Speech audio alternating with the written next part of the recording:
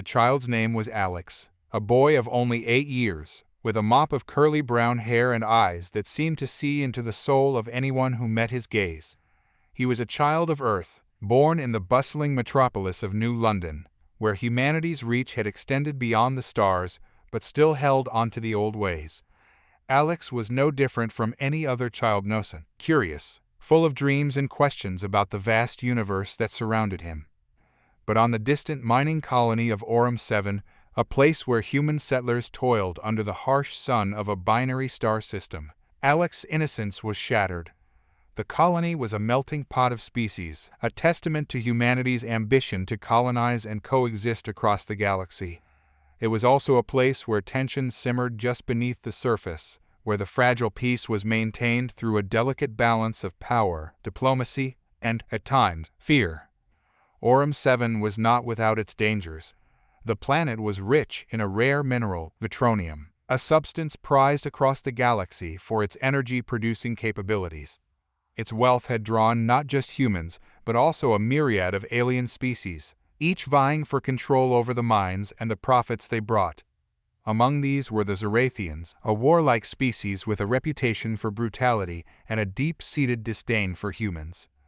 The Zorathians had been granted a sector of the colony to mine, a concession made after a series of skirmishes that left both sides bloodied but unbroken. There was an uneasy truce, one that was enforced more by the threat of mutual annihilation than any real desire for peace. The Zorathians, towering and reptilian, with scales that shimmered like metal under the sun, were feared and respected in equal measure. Alex's parents worked in the mines, and like many of the children, he often spent his days in the communal areas, where the human children played under the watchful eyes of colony security. The day it happened, the day that would change the course of history, was supposed to be like any other.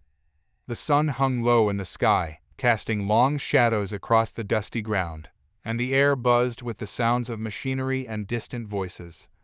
But something was different. There was a tension in the air, a feeling that something was about to happen, something bad.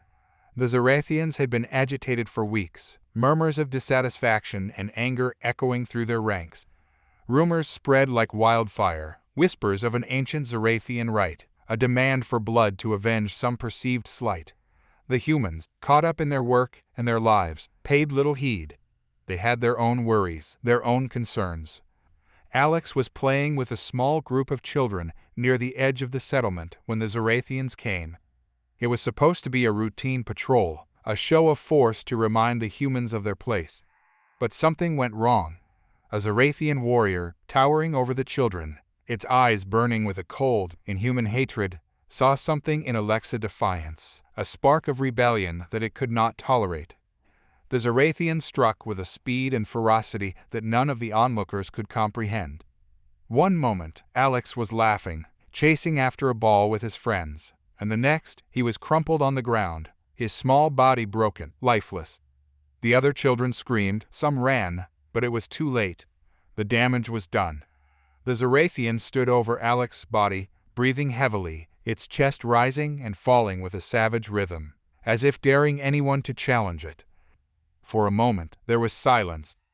The kind of silence that precedes a storm, a silence so profound that it seemed to stretch on forever. The humans who witnessed the atrocity were frozen, unable to comprehend the brutality of what they had just seen. But that silence was soon broken by a cry that would echo through the corridors of history, a cry of rage, of grief, of vengeance. The Zorathian patrol left, their mission complete, their message delivered. The humans were left to pick up the pieces, to mourn the loss of an innocent life. But they did not mourn for long. Grief turned to anger, anger to resolve. Alex's death was not just a tragedy. It was a spark, the catalyst that would ignite a fire across the galaxy. Word spread quickly, first through the colony, then through the human worlds. They had killed a human child. A child. In cold blood. The outrage was universal, the response swift. The human government issued condemnations, demanded justice, but the Zorathians were unrepentant. They saw the child's death as a necessary sacrifice, a demonstration of their power and superiority. But they had miscalculated. They had underestimated the resolve of humanity, the depth of their fury. For in the dark corners of the galaxy, in the places where human resolve was forged in the fires of adversity, a decision was made. It was not a decision taken lightly, but it was one that would change the course of history. The humans whispered one word, a word that would echo across the stars, a word that would send chills down the spines of those who heard it. That word was run. The message was clear. There would be no negotiation, no compromise. The Zorathians had crossed a line, and now they would face the consequences. Humanity was coming, and they would not stop until justice was served. In the days that followed, the colony was a hive of activity. Ships were mobilized, weapons readied. The human settlers, once divided by their own concerns and rivalries, were united in their purpose. They were no longer miners, no longer workers. They were soldiers, avengers, and they would not rest until the Zorathians had paid for their crime. The Zorathians, realizing too late the gravity of their actions, prepared for war. They were a warrior race, bred for battle, and they welcomed the challenge. But even they could not have predicted what was to come. The humans were not just coming for revenge, they were coming to end the war, once and for all. And so, the stage was set. The galaxy held its breath as two forces prepared to clash, each determined to emerge victorious. But in the hearts of every human, there was no doubt. They had lost a child, but they had gained something far more powerful, a reason to fight, a reason to win.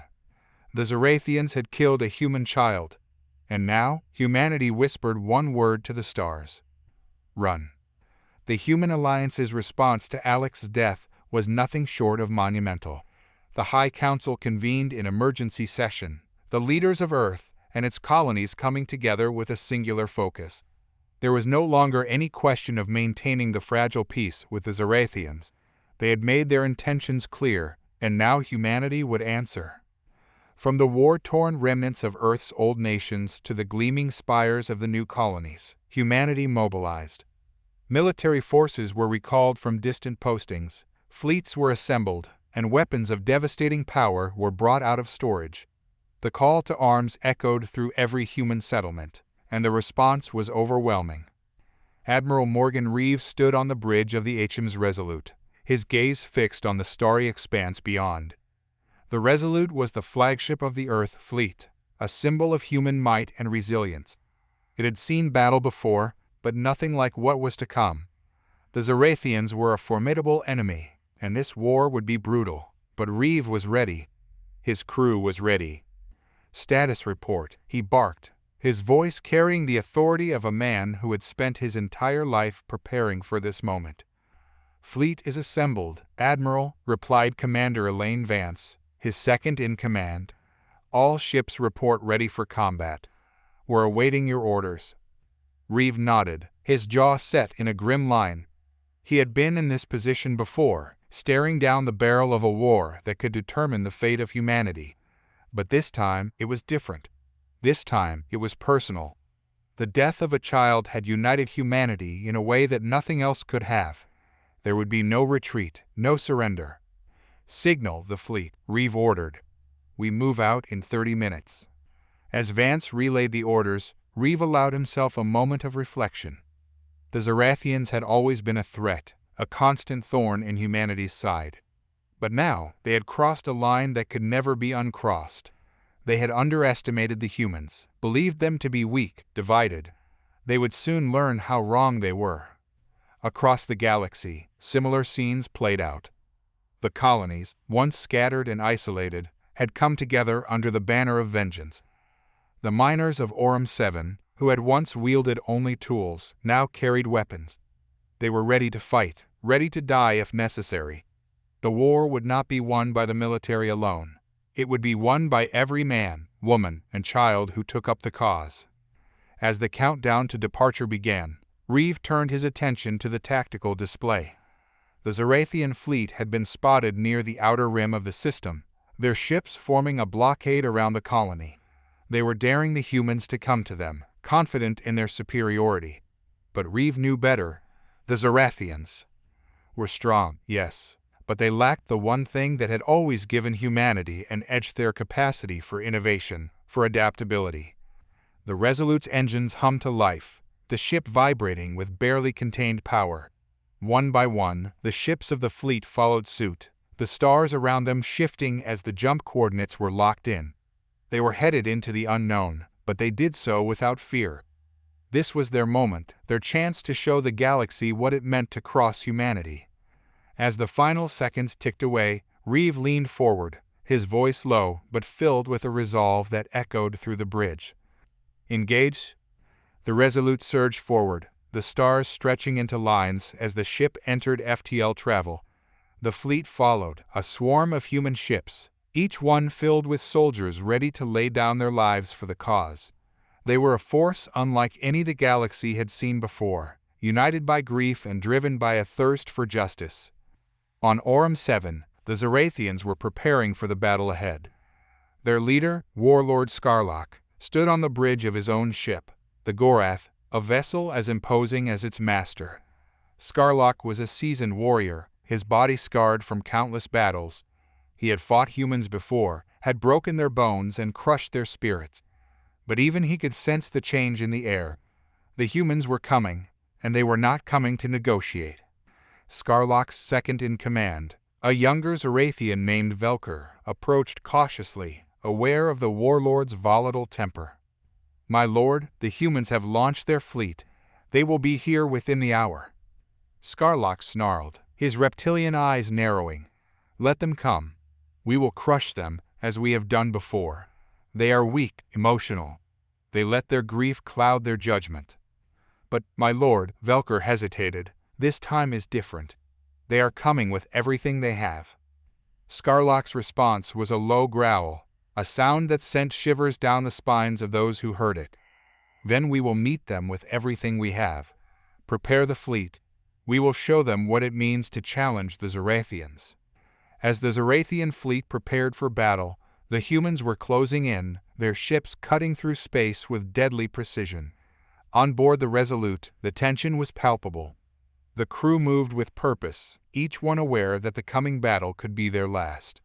But there was no fear, only determination. Reeve stood at the front of the bridge, his eyes focused on the tactical display. The Zorathians were ready for them, but Reeve had no intention of playing by their rules. He had a plan, one that would take advantage of the very thing the Zorathians despised about humans: their unpredictability. "Begin the operation," Reeve ordered, his voice calm despite the chaos that was about to unfold. The human fleet began to disperse, ships breaking off into smaller groups, each one heading for a different target. The Zorathians watched, puzzled by the sudden change in tactics. They had expected a head-on assault, a show of brute force. But this was something else. As the human ships closed in, the Zorathians realized too late what was happening. The humans were not attacking the fleet. They were targeting the supply lines, the communication hubs, the very infrastructure that held the Zorathian war machine together. It was a strategy born of desperation, of innovation, and it was working. The first explosions rocked the Zorathian fleet, followed by a second wave, and then a third. The Resolute led the charge, its weapons cutting through the Zorathian defenses with ruthless efficiency. Reeve watched as the enemy fleet began to falter, their lines breaking apart under the relentless assault. "Push forward," Reeve commanded. "We have them on the ropes." The human ships surged ahead, pressing the advantage. The Zorathians, caught off guard by the unconventional tactics, struggled to regroup. Scarlock roared in fury, his ship shaking as it took a direct hit. The Gorath was a powerful vessel, but even it could not withstand the full force of the human attack. As the battle raged on, the humans began to gain the upper hand. The Zorathian fleet, once so confident in its superiority, was being torn apart piece by piece. The humans fought with a ferocity born of loss, of anger, and the Zorathians, for all their strength, could not match it. Scarlock watched in disbelief as his fleet crumbled around him. The humans were winning. They had done the impossible. He had turned the tide of battle against one of the most feared species in the galaxy.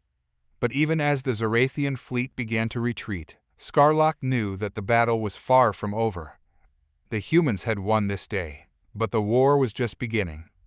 In the aftermath of the battle, the The human alliance wasted no time consolidating their victory. The Zorathian fleet, battered and broken, had retreated to their strongholds, but the humans were not content to simply drive them away. They were out for blood, for justice, and they would not stop until the Zorathians were brought to their knees. But war was never as simple as victory or defeat. Even as the humans celebrated their triumph, the cost of their vengeance was becoming apparent. Aurum 7 was a battlefield, its surface scarred by the relentless bombardment, its people traumatized by the horrors they had witnessed. The death of Alex had united humanity, but it had also unleashed something dark, something primal. In the days following the battle, Admiral Reeve convened with the leaders of the human alliance to discuss their next move. The victory had given them momentum, but it had also raised questions that had no easy answers. Reeve struck a blow against the Zorathians. Reeve began, addressing the assembled council via hologram. But this war is far from over. We need to consider our next steps carefully. The Zorathians won't take this defeat lying down. General Marcus Kane, head of the Earth Defense Forces, leaned forward, his expression grim. We need to hit them where it hurts. Take the fight to their homeworlds, make them feel the same pain they've inflicted on us. That's a dangerous path, interjected Ambassador Lydia Valen, the Council's chief diplomat. If we escalate, we risk turning this into a war of annihilation. We're fighting for justice, not revenge. Reeve nodded, appreciating Valen's perspective. The death of a child had brought them to this point, but they could not afford to lose sight of their humanity in the process. The Zorathians were ruthless, but if the humans allowed themselves to become the same, what would they be fighting for? What do you propose, Ambassador? Reeve asked, his tone measured. Valen paused, choosing her words carefully. We need to weaken the Zorathians, yes, but we also need to be prepared to negotiate from a position of strength.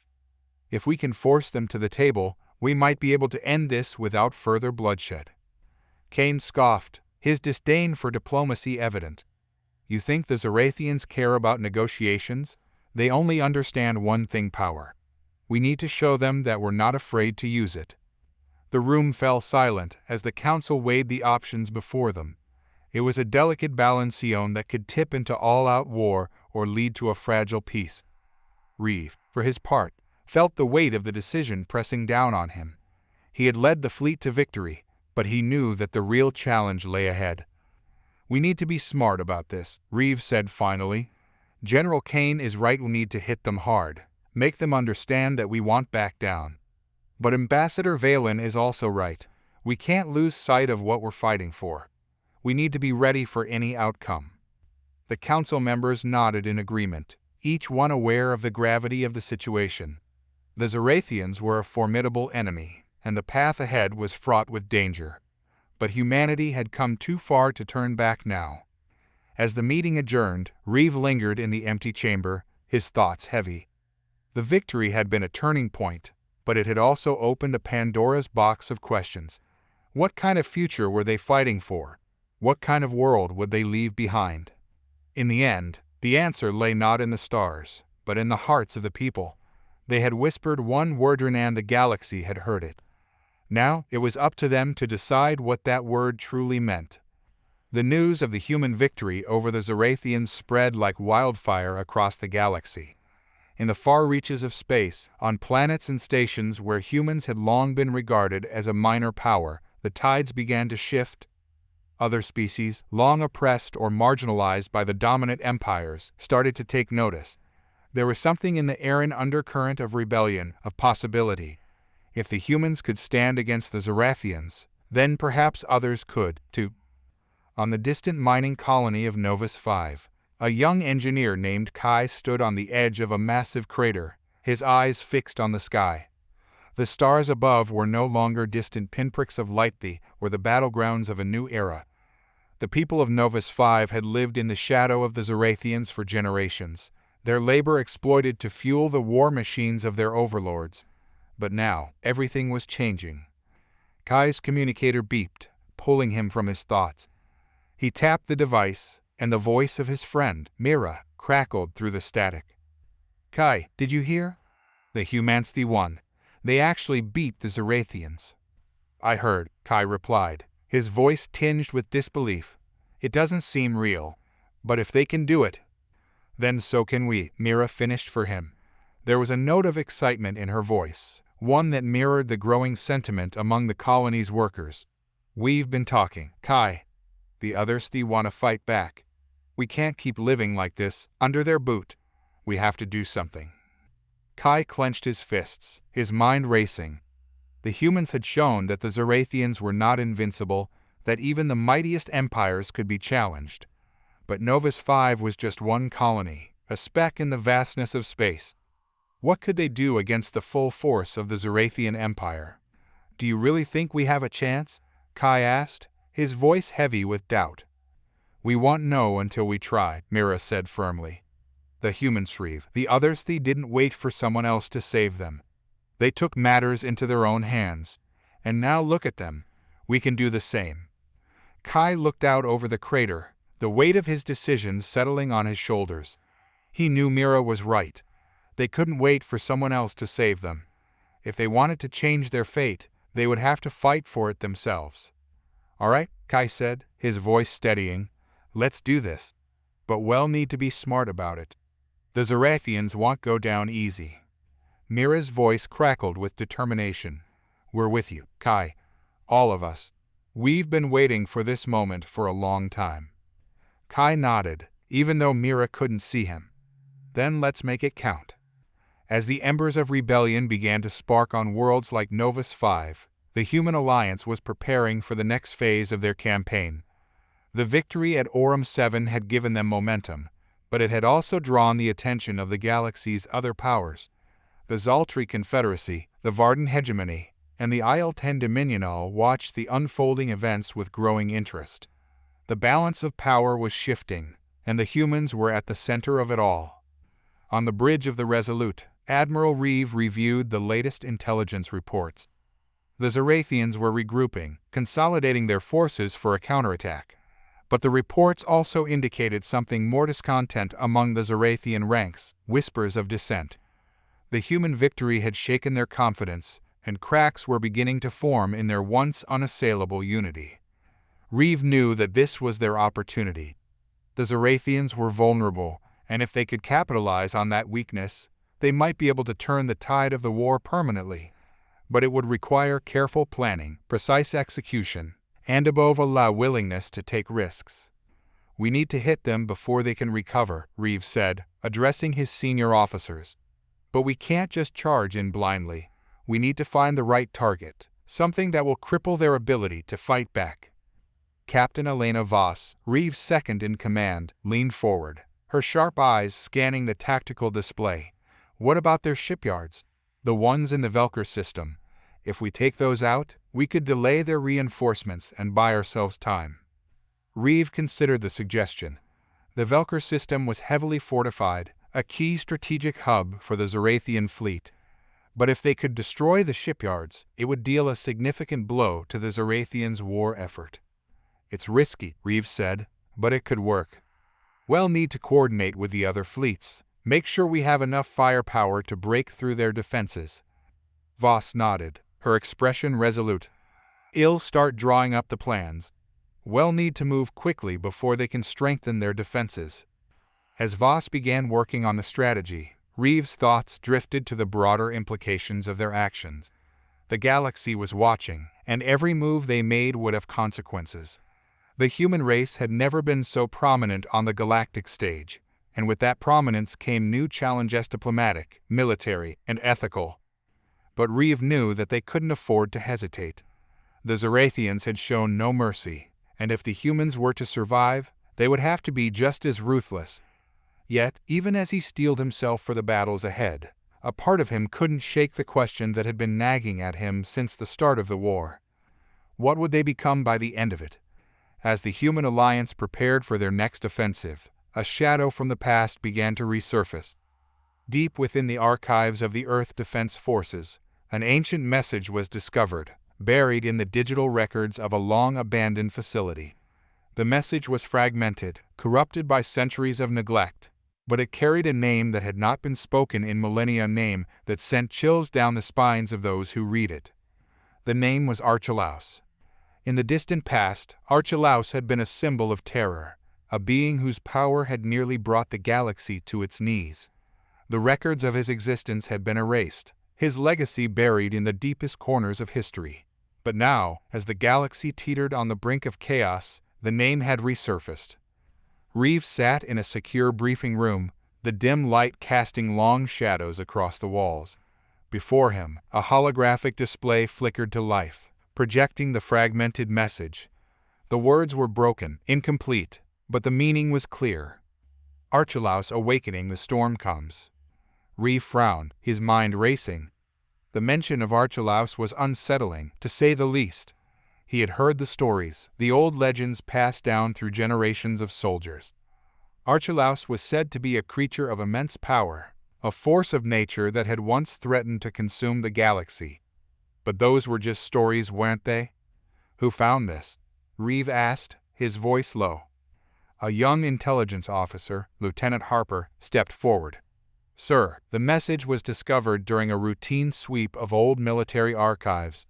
It was encrypted, hidden in a file that dates back over 3,000 years. 3,000 years, Reeve repeated, his mind struggling to comprehend the significance. Why is this message surfacing now? What does it mean? Harper hesitated before answering. We're not sure, Admiral. The message is heavily corrupted, but we believe it was sent as a warning. Whoever Archelaus is or was, they're connected to something much larger, something that could threaten everything we've been fighting for. Reeve leaned back in his chair, the weight of the revelation settling on his shoulders. The war with the Zorathians was already pushing humanity to its limits, and now this an ancient threat from a forgotten era was looming on the horizon. We need more information, Reeve said finally. Dig deeper into the archives, find out everything you can about Archelaus, and keep this quiet. If word gets out, it could cause a panic. Yes, sir, Harper replied, his expression tense. I'll get my team on it right away. As the briefing ended and the officers filed out of the room, Reeve remained seated, his thoughts heavy. The discovery of Archelaus was a complication they didn't need, a reminder that the past was never truly buried. The galaxy was a vast, ancient place, filled with secrets and dangers that had been forgotten over the eons. But one thing was certain: if Archelaus was awakening, then the storm that was coming would be unlike anything they had ever faced before. The atmosphere on the Resolute grew more tense in the following days, as the crew became aware that something was amiss. The official story was that they were preparing for a major offensive against the Zorathians. But rumors began to circulate, whispers of an ancient evil, of a force that had once brought the galaxy to its knees. Reeve kept a tight lid on the information, knowing that the last thing they needed was fear spreading through the ranks. But even he could not stop the gnawing sense of unease that had taken hold of him. Reeve's mind often drifted to Archelaus. The name echoed with a dark promise, a whisper of ancient power that seemed to seep through the very fabric of space. The looming threat cast a shadow over their preparations, but Reeve knew that the war with the Zorathians could not wait. They had to act quickly, decisively, and with unyielding resolve. As the preparations for the assault on the Velker system continued, the secret research into Archelaus progressed, albeit slowly. Lieutenant Harper and her team worked tirelessly, deciphering ancient records and cross-referencing fragmented data. Every piece of information they uncovered painted a picture of a being so powerful that even the Zorathians had feared him, a tyrant whose reign had left scars across the galaxy. In the meantime, Reeve's attention was divided between coordinating the upcoming offensive and managing the mounting stress within his fleet. The crew of the Resolute was tense, their nerves frayed by the constant anticipation of battle and the unsettling rumors of an ancient threat. One evening, as Reeve walked the corridors of the Resolute, he encountered Commander Jackson, one of his most trusted officers. Jackson's face was lined with concern, and his posture was more rigid than usual. "Admiral," Jackson said as he approached, his voice low, "we've got a problem. The crew's morale is slipping. They are whispering about the old legend Archelaus, the storm. It's affecting their performance. Reeve nodded, understanding the gravity of the situation. I know. We're doing everything we can to keep the focus on the mission. But if the crew loses their nerve, we need to do something, Jackson interrupted. If they believe there's an ancient evil waiting for them, it might become a self-fulfilling prophecy. Reeve's mind raced. They had to address the morale issues head-on. The last thing they needed was a breakdown in discipline and unity when facing the formidable Zorathians. But how could he dispel the fear of something as monstrous as Archelaus? Well, hold a briefing, Reeve decided. He'll address the crew directly. We need to be clear that while the threat is real, our focus remains on defeating the Zorathians. We can't let fear of the unknown undermine our resolve. The briefing hall was packed with officers and enlisted personnel, their faces a mix of fatigue and apprehension. Reeve stood at the podium, the room dimly lit by the holographic displays projecting the latest tactical data. Attention, everyone, Reeve began, his voice resonant and commanding. I know there have been rumors, fears, and uncertainties about what lies ahead. I want to address those concerns directly. He paused, letting his words sink in. The name Archelaus has surfaced, and I understand that it might be unsettling. But I want to make it clear that our focus remains on our current mission offensive against the Zorathians. We have the advantage. We have the strength. We have the unity. The room was silent, the tension palpable. Reeve continued, his tone unwavering. The threats we face are formidable, but we've already proven that we can overcome them. We're not just fighting for survival. We're fighting for a future where humanity stands strong and free. A murmur of agreement rippled through the crowd. Reeve could see the determination in their eyes, the flicker of resolve. It was clear that his words had an impact, but the shadows of the past were not so easily dispelled. The day of the assault on the Velker system arrived. The fleets of the human alliance assembled, their ships glinting in the cold light of distant stars. The operation was massive in scope, a coordinated strike designed to cripple the Zorathian shipyards and halt their ability to reinforce their forces. The Resolute led the charge, its engines humming with power as it surged into the heart of the enemy's defenses. Reeve stood on the bridge, his eyes scanning the tactical displays. The Zorathian defenses were formidable, their ships arrayed in a formidable defensive formation. But Reeve had faith in his strategy and in his crew. Launch the attack, Reeve commanded, his voice calm and resolute. The fleet moved as one, a wave of firepower crashing against the Zorathian defenses. The space around Velker became a maelstrom of explosions and energy beams, a chaotic ballet of destruction. The Zorathian ships fought back with fierce determination, but the humans were relentless. Captain Voss coordinated the assault, her voice a steady presence amidst the chaos. Target their primary shipyards. We need to cut off their production capabilities. As the battle raged, Reeve's communicator beeped. It was Lieutenant Harper, her voice urgent. Admiral, we've made a breakthrough.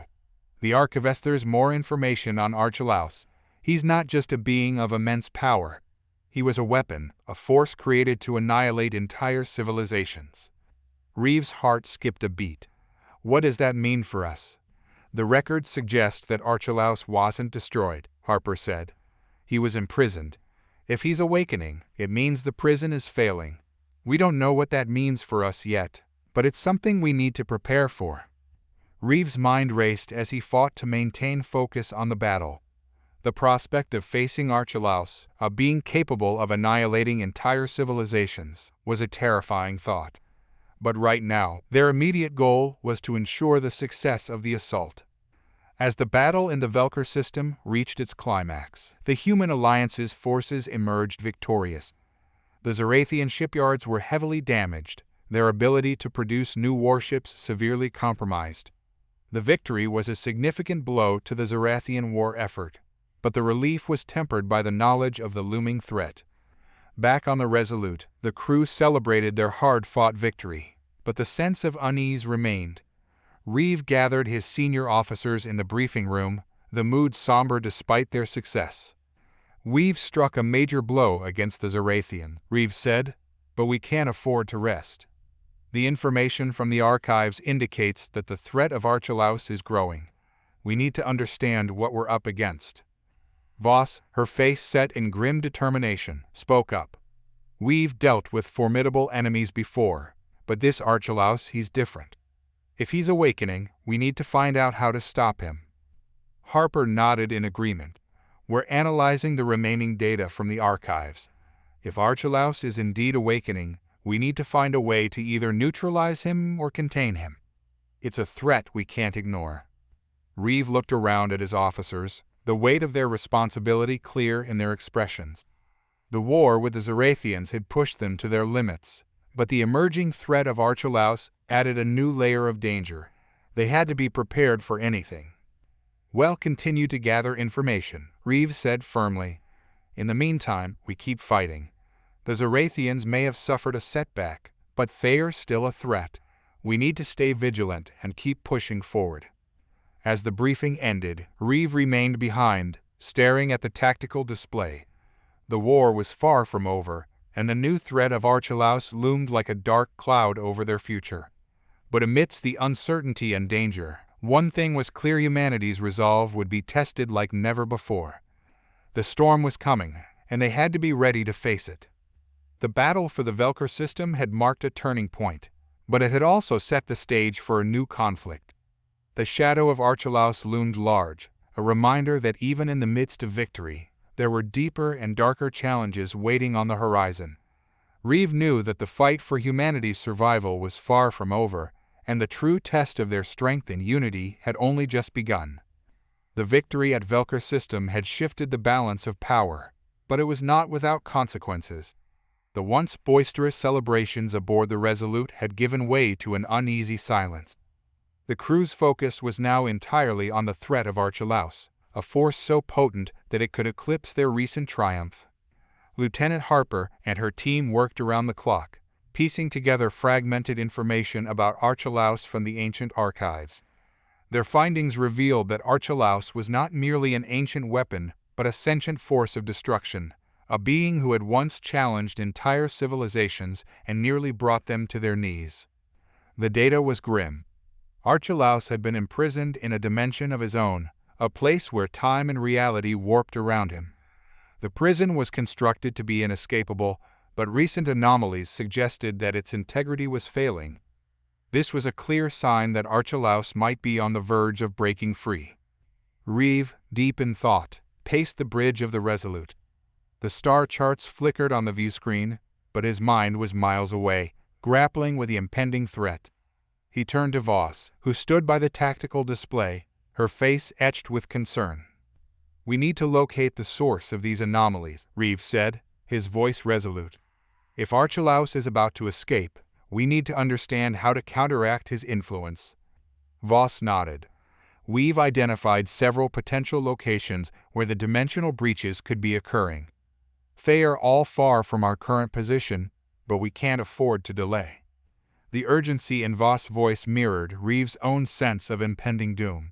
He knew that every moment counted. The crew had already endured so much, and the thought of facing a being of Archelaus' caliber was almost unbearable. "Well, deploy recon missions," Reeve decided. "We need to gather as much information as possible and develop a plan to contain or neutralize Archelaus if he escapes."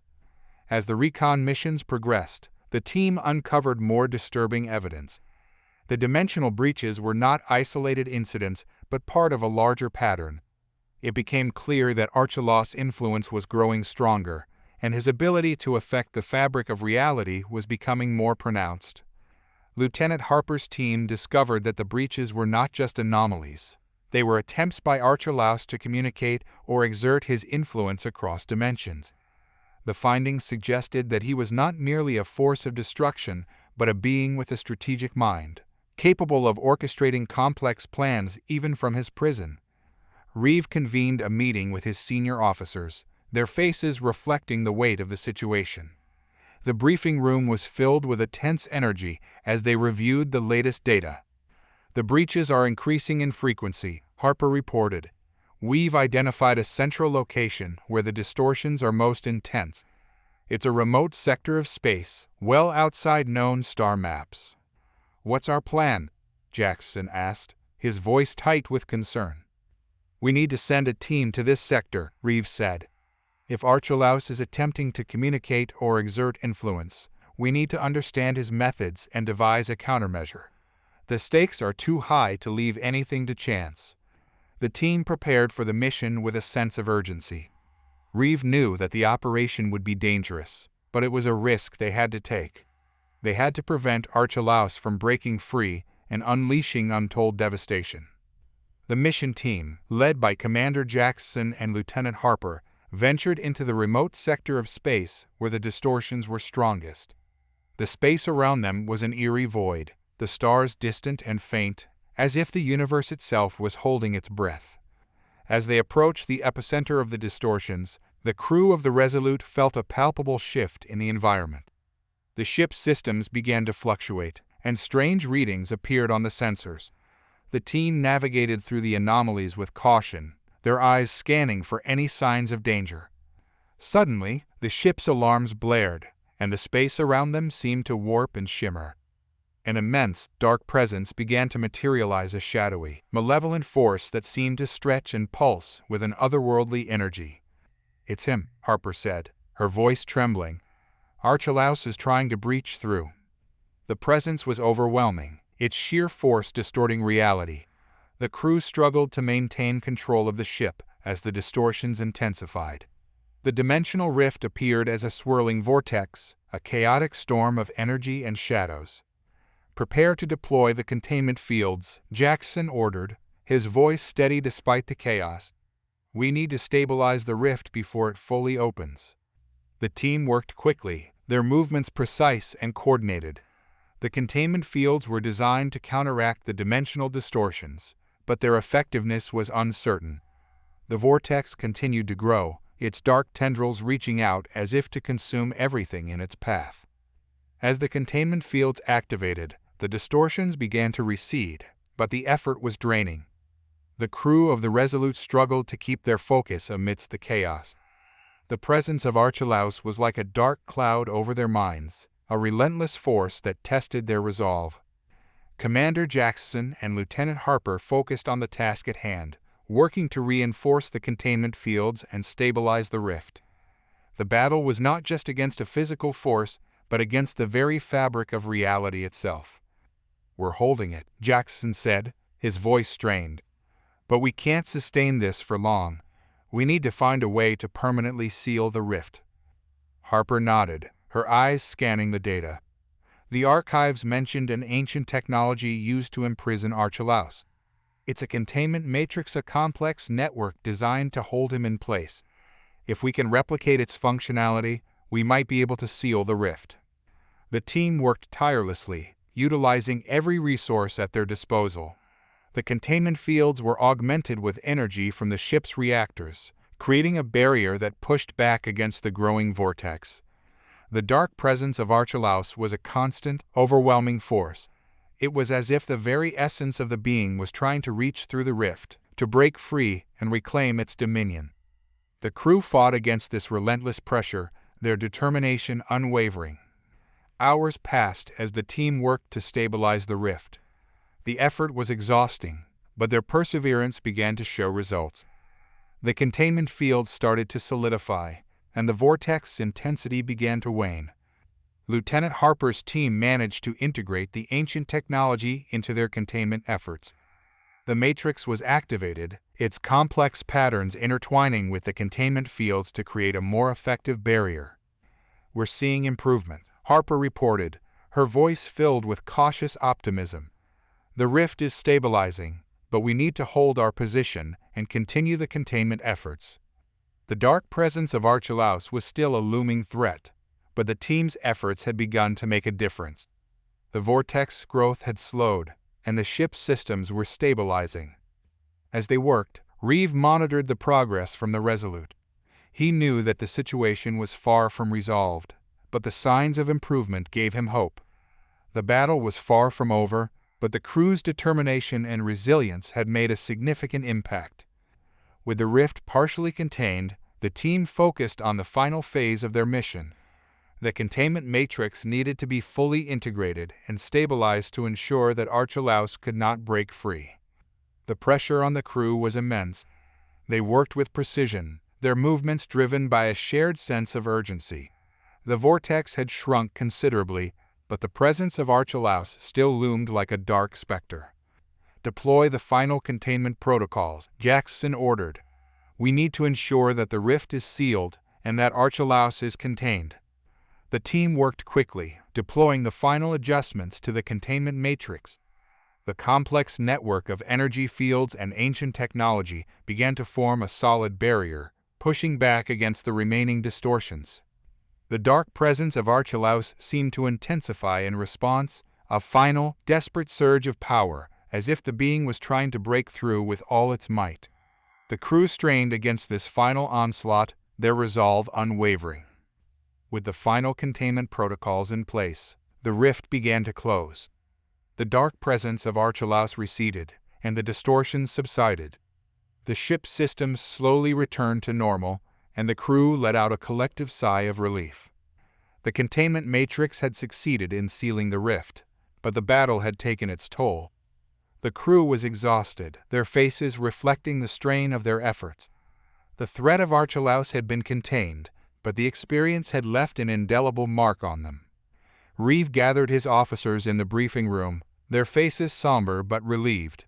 "We've managed to contain the threat for now, but this is only a temporary solution.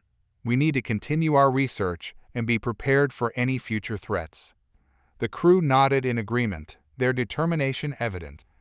The battle had been a test of their strength and unity, and they had emerged victorious. As the Resolute set course for their next destination, the crew knew that the fight was far from over. The galaxy was a vast and dangerous place, and new threats would undoubtedly arise. But for now, they had proven that humanity's spirit and resolve were more than capable of facing the challenges that lay ahead. The Resolute continued its journey, but the crew remained on high alert. The recent battle had left them scarred but resilient.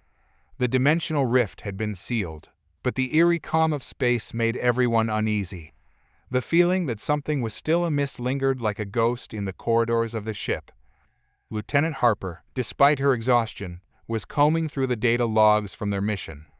The containment matrix had stabilized the rift, but the complexity of Archelaus' influence had left her with unsettling questions.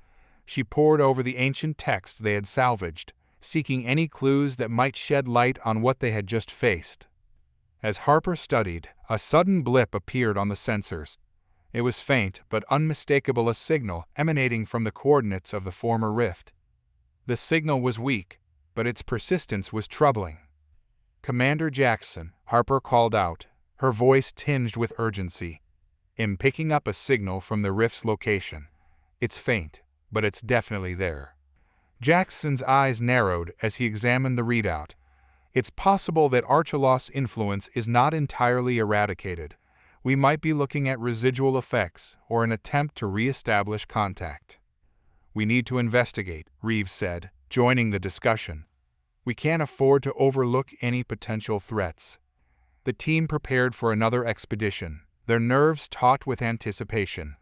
As the Resolute approached the coordinates, the space around them seemed to thrum with a subtle energy, a reminder that the rift had left its mark on their reality.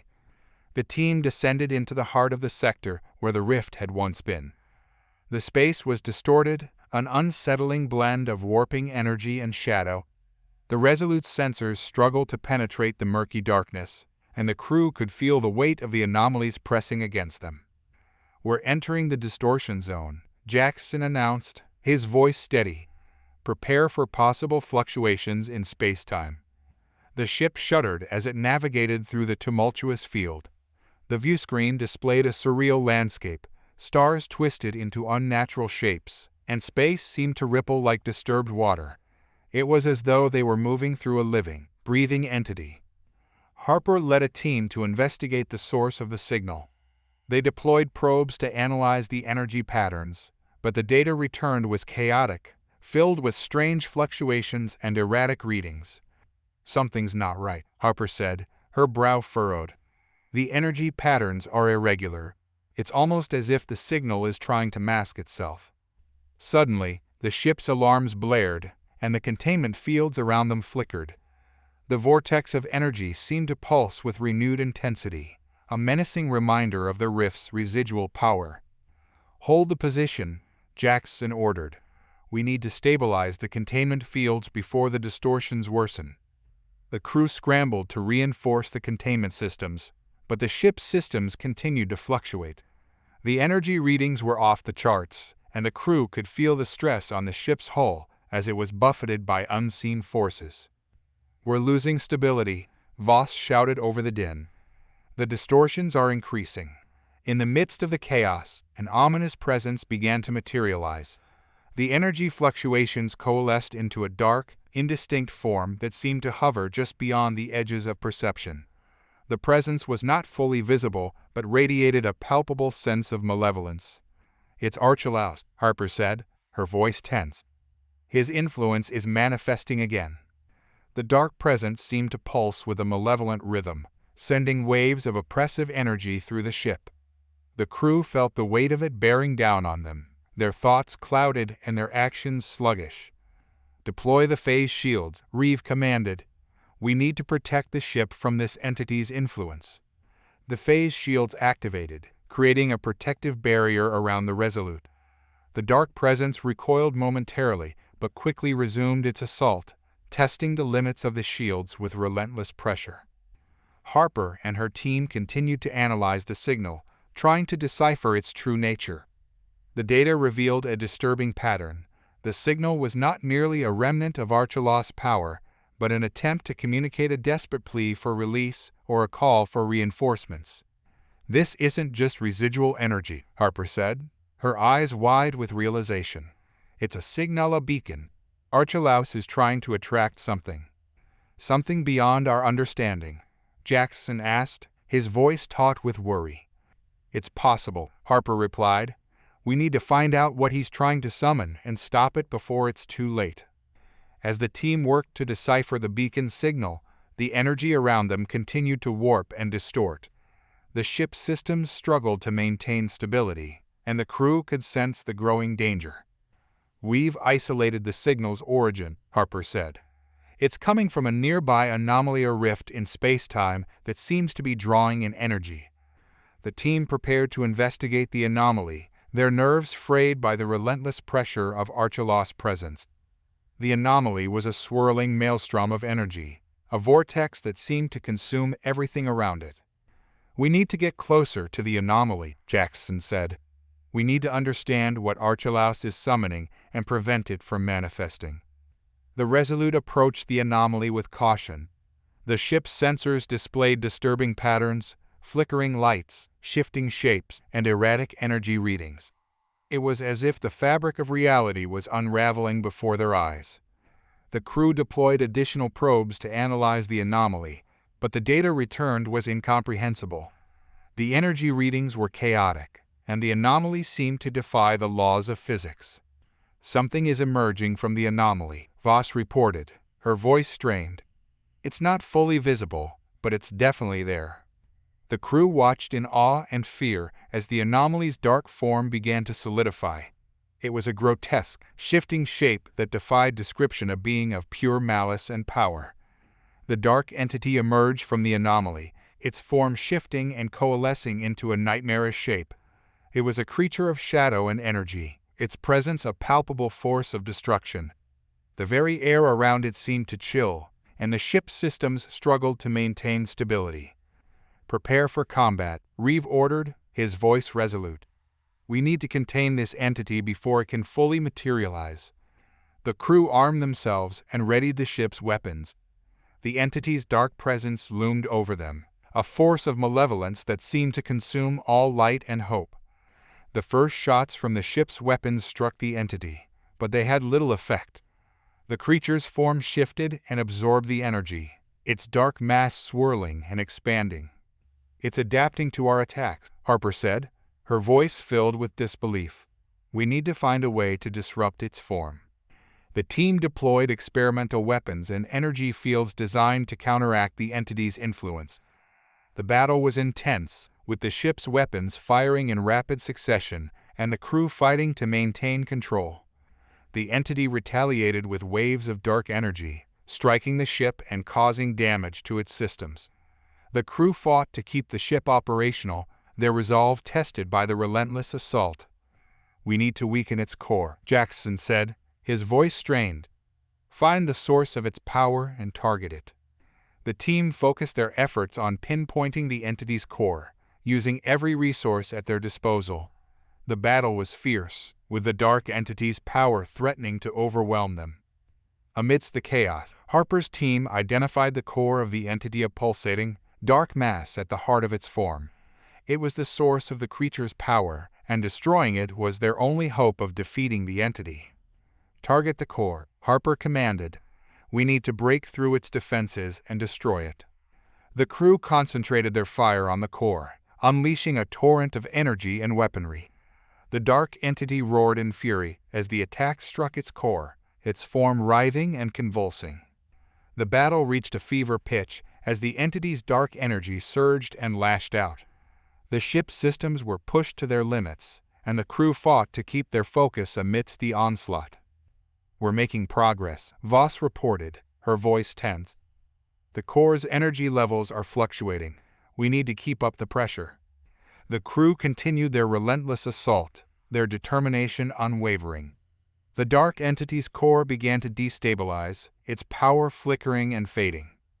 As the core's energy levels reached a critical point, the entity let out a final, deafening roar. The dark mass collapsed in on itself, and the creature's form began to disintegrate. With the core destroyed, the dark entity's form began to collapse. The swirling vortex of energy dissipated, and the anomaly's influence receded. The ship's systems stabilized, and the crew let out a collective sigh of relief. "We did it," Reeves said, his voice filled with exhaustion and relief. "The entity is contained." The crew assessed the damage and made repairs, their faces reflecting the toll of the battle. The dark entity's presence had left its mark, but they had triumphed against the odds. Harper took a moment to review the data and reflect on their experience. The entity's emergence had been a reminder of the hidden dangers lurking in the universe, and their victory had come at a high cost. "We need to learn from this," Harper said. "There are still many mysteries to uncover, and we must be prepared for what lies ahead." Jackson nodded, his expression resolute. "We've faced great challenges, but our resolve has proven stronger. We will continue to protect humanity and explore the unknown." The crew of the Resolute stood united, their spirits bolstered by their victory. The universe was vast and filled with unknowns, but they had shown that humanity's strength and determination could overcome even the darkest of threats. With the immediate threat subdued, the crew of the Resolute faced a new challenge. Though the dark entity had been vanquished, the aftermath left them with uneasy questions. The anomaly had left a scar on the fabric of space, and its lingering effects were a cause for concern. Harper and her team continued their investigation, analyzing the data collected from their encounter with the dark entity. The data was complex and unsettling, revealing that the entity was not a solitary being but part of a larger, more sinister network. "We've identified a pattern in the data," Harper reported, her voice steady but tinged with concern. "The entity's presence was part of a broader schemian attempt to destabilize our reality and open a gateway for something far worse." Jackson's eyes narrowed as he absorbed the information. "If this is part of a larger network, we need to understand its full scope. We can't afford to be complacent." The crew intensified their efforts, working around the clock to decipher the entity's network and prevent any further incursions. The energy readings continued to fluctuate, and the ship's sensors picked up occasional bursts of residual energy. "Captain, we've detected another anomaly," Voss said, her voice urgent. "It's similar to the one we encountered, but the readings suggest it's more powerful."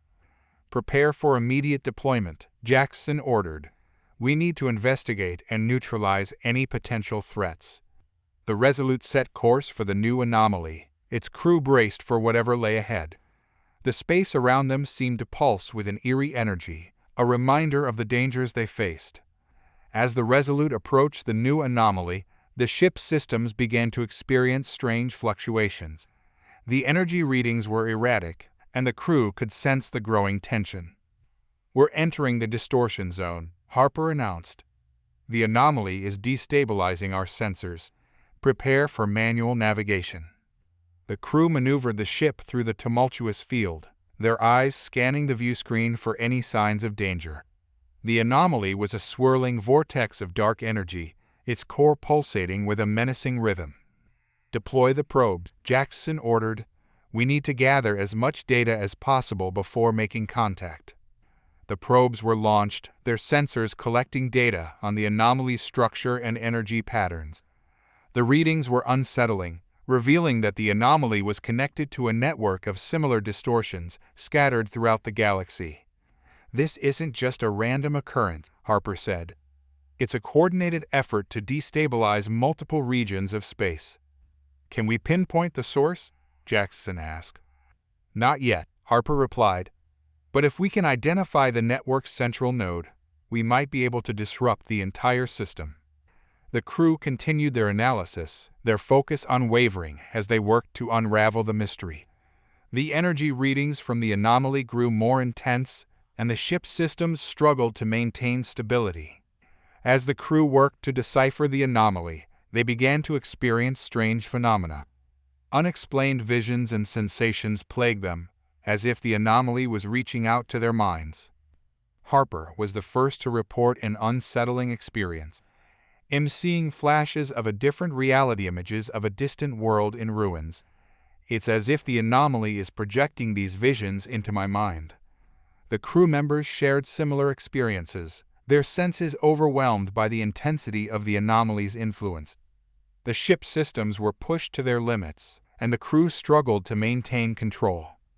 "We need to focus," Jackson said, his voice resolute. "Whatever is happening, we can't let it distract us from our mission." The team redoubled their efforts, working to isolate the source of the anomaly's influence.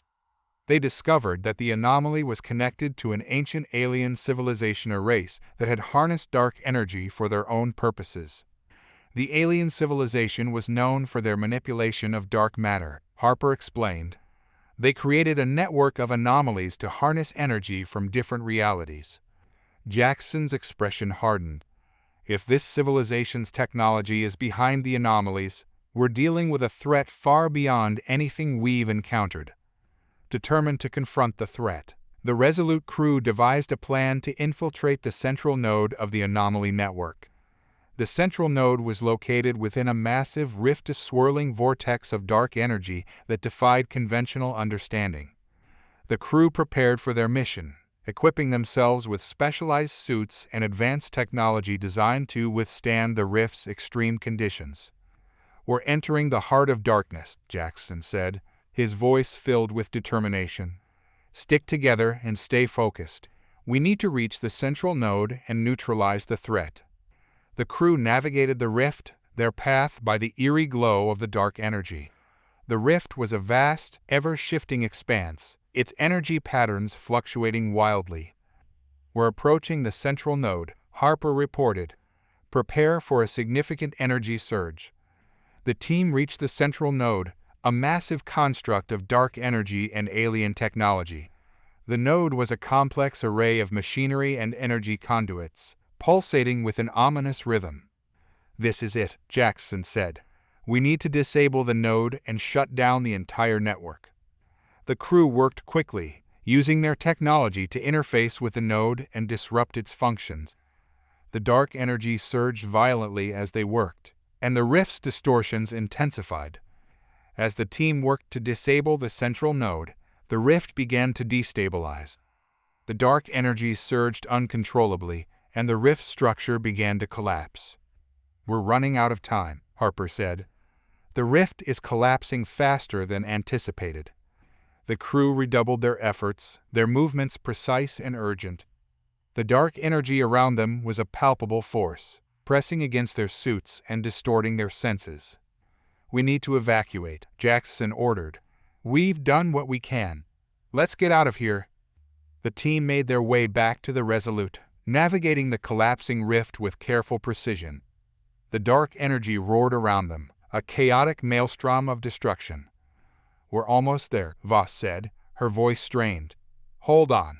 The crew reached the Resolute and boarded the ship. The ship's engines roared to life as they made a hasty exit from the collapsing rift. As the Resolute emerged from the rift, the crew took stock of the situation. The dark energy had dissipated, and the anomalies throughout the galaxy had stabilized. "We managed to stop the threat," Jackson said, his voice filled with relief. "But the cost was significant." The crew assessed the damage to the ship and began repairs. The experience had left them exhausted, but their resolve remained unshaken. Harper reviewed the data from the mission, reflecting on the challenges they had faced. The encounter with the dark entity and the alien civilization had been a stark reminder of the dangers lurking in the universe. "We've learned a lot," Harper said, "and we've proven that humanity's strength and determination can overcome even the darkest threats." Jackson nodded in agreement. "We've faced incredible challenges, but we've emerged stronger. The universe is vast, and there are still many mysteries to uncover." The crew of the Resolute stood united, their spirits bolstered by their victory. The journey ahead would be filled with unknowns, but they were ready to face whatever came next. The Resolute drifted through the aftermath of their mission, the darkness of space a stark contrast to the light of their victory. But the relief was fleeting. The ship's crew was haunted by the memory of the anomaly's influence and the unsettling visions they had experienced. Harper sat in the observation deck, staring out into the void. The space beyond was eerily calm, a deceptive tranquility that belied the chaos they had just escaped. The remnants of the dark entity's energy still lingered, a faint, ominous pulse that reverberated through the fabric of space. "Captain, we've received a transmission," Voss said, her voice breaking the silence. "It's an urgent distress signal from an unknown source." On screen, Jackson ordered, his brow furrowed. The transmission flickered to life, revealing a hastily recorded message. The image was distorted, but a figure in a dark, futuristic suit appeared on the screen. The figure's voice was urgent and strained. "This is Commander Terk of the Stellar Vanguard. We are under attack by an unknown force. Our ship has been compromised. We need immediate assistance." The transmission cut off abruptly, leaving the crew in tense silence. "Could this be related to the anomaly?" Harper asked, her concern evident. "It's possible," Jackson replied. "Prepare a search and rescue operation. We need to find out what's happening and offer any assistance we can." The Resolute altered its course towards the source of the distress signal. The crew was on high alert, their senses heightened as they prepared for the unknown dangers that awaited them. As the Resolute approached the coordinates of the distress signal, they encountered a scene of devastation. The Stellar Vanguard, a sleek and advanced ship, drifted in space, its hull scarred and damaged. "We're detecting life signs on board," Voss reported. "There is at least one survivor." "Prepare for boarding," Jackson ordered. "We need to assess the situation and render aid." The crew donned their suits and boarded the Stellar Vanguard, their movements precise and cautious. The interior of the ship was eerily quiet, the corridors dimly lit by flickering emergency lights. Harper led the way, her eyes scanning for any signs of danger. They found Commander Terk in the command center, severely injured but alive. "Commander Terk?" Harper called out, her voice filled with concern. Terk looked up, his expression a mix of relief and pain. You're here. We've been under attack by a new form of alien weaponry. It's unlike anything we've seen before. They are using dark energy to breach our defenses." "Do you have any idea who is behind this?" Jackson asked, his voice steady. Terk shook his head. "We don't know. They struck suddenly and without warning. Our ship's systems are failing, and we're unable to track their movements." Harper and the team worked quickly to stabilize Terk and assess the damage to the Stellar Vanguard. The ship's systems were critically damaged, and the crew had little time to prevent a complete collapse. "We need to get this ship to a safe location and conduct repairs," Harper said. "We can't let the damage spread." Jackson nodded. Let's get the Stellar Vanguard back to the Resolute and start repairs. We need to find out who's behind this and stop them. The Resolute and the Stellar Vanguard returned to the safety of a nearby space station, where the crew set to work on repairs and recovery. The damage to the Stellar Vanguard was extensive, but the crew worked tirelessly to restore its functionality.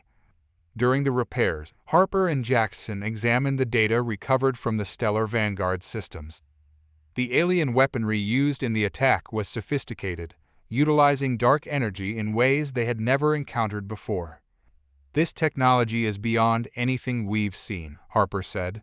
"It's clear that whoever is behind this has a deep understanding of dark energy manipulation." "We need to find out more about these attackers," Jackson replied. "There must be a way to trace their origins and disrupt their operations." The crew of the Resolute began their investigation, combing through the Stellar Vanguard's logs and communications. They discovered that the attackers had used a network of hidden bases to launch their assault, and they began to track down these locations. As they delved deeper into their investigation, they uncovered disturbing information. The attackers were part of a rogue faction within a larger alien empire, seeking to destabilize human space and claim new territories. "This is more than just an isolated attack," Harper said. "It's a coordinated effort to weaken our defenses and prepare for a larger invasion."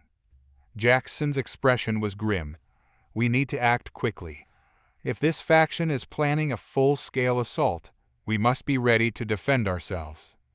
With the new intelligence, the Resolute prepared for the impending threat. The crew fortified their defenses and upgraded their technology to counter the alien weaponry. They also coordinated with Allied forces to bolster their defenses and prepare for a potential confrontation. As the tension mounted, the crew worked tirelessly to prepare for the worst. The universe seemed to hold its breath, the calm before the storm an uneasy reminder of the dangers that lay ahead. Harper and Jackson held a briefing with their allies, outlining the threat and the steps they had taken to prepare for it. The alliance was resolute, their determination to protect humanity unwavering. "The enemy's strength lies in their ability to disrupt our systems and exploit our weaknesses," Jackson said. "But we have something they don't: a unified front and the spirit of humanity." The Allied forces prepared for the confrontation, their ships and technology readied for battle. The stage was set for a showdown that would determine the fate of humanity and the galaxy. The day of reckoning arrived, and the Resolute and its allies faced the approaching alien fleet.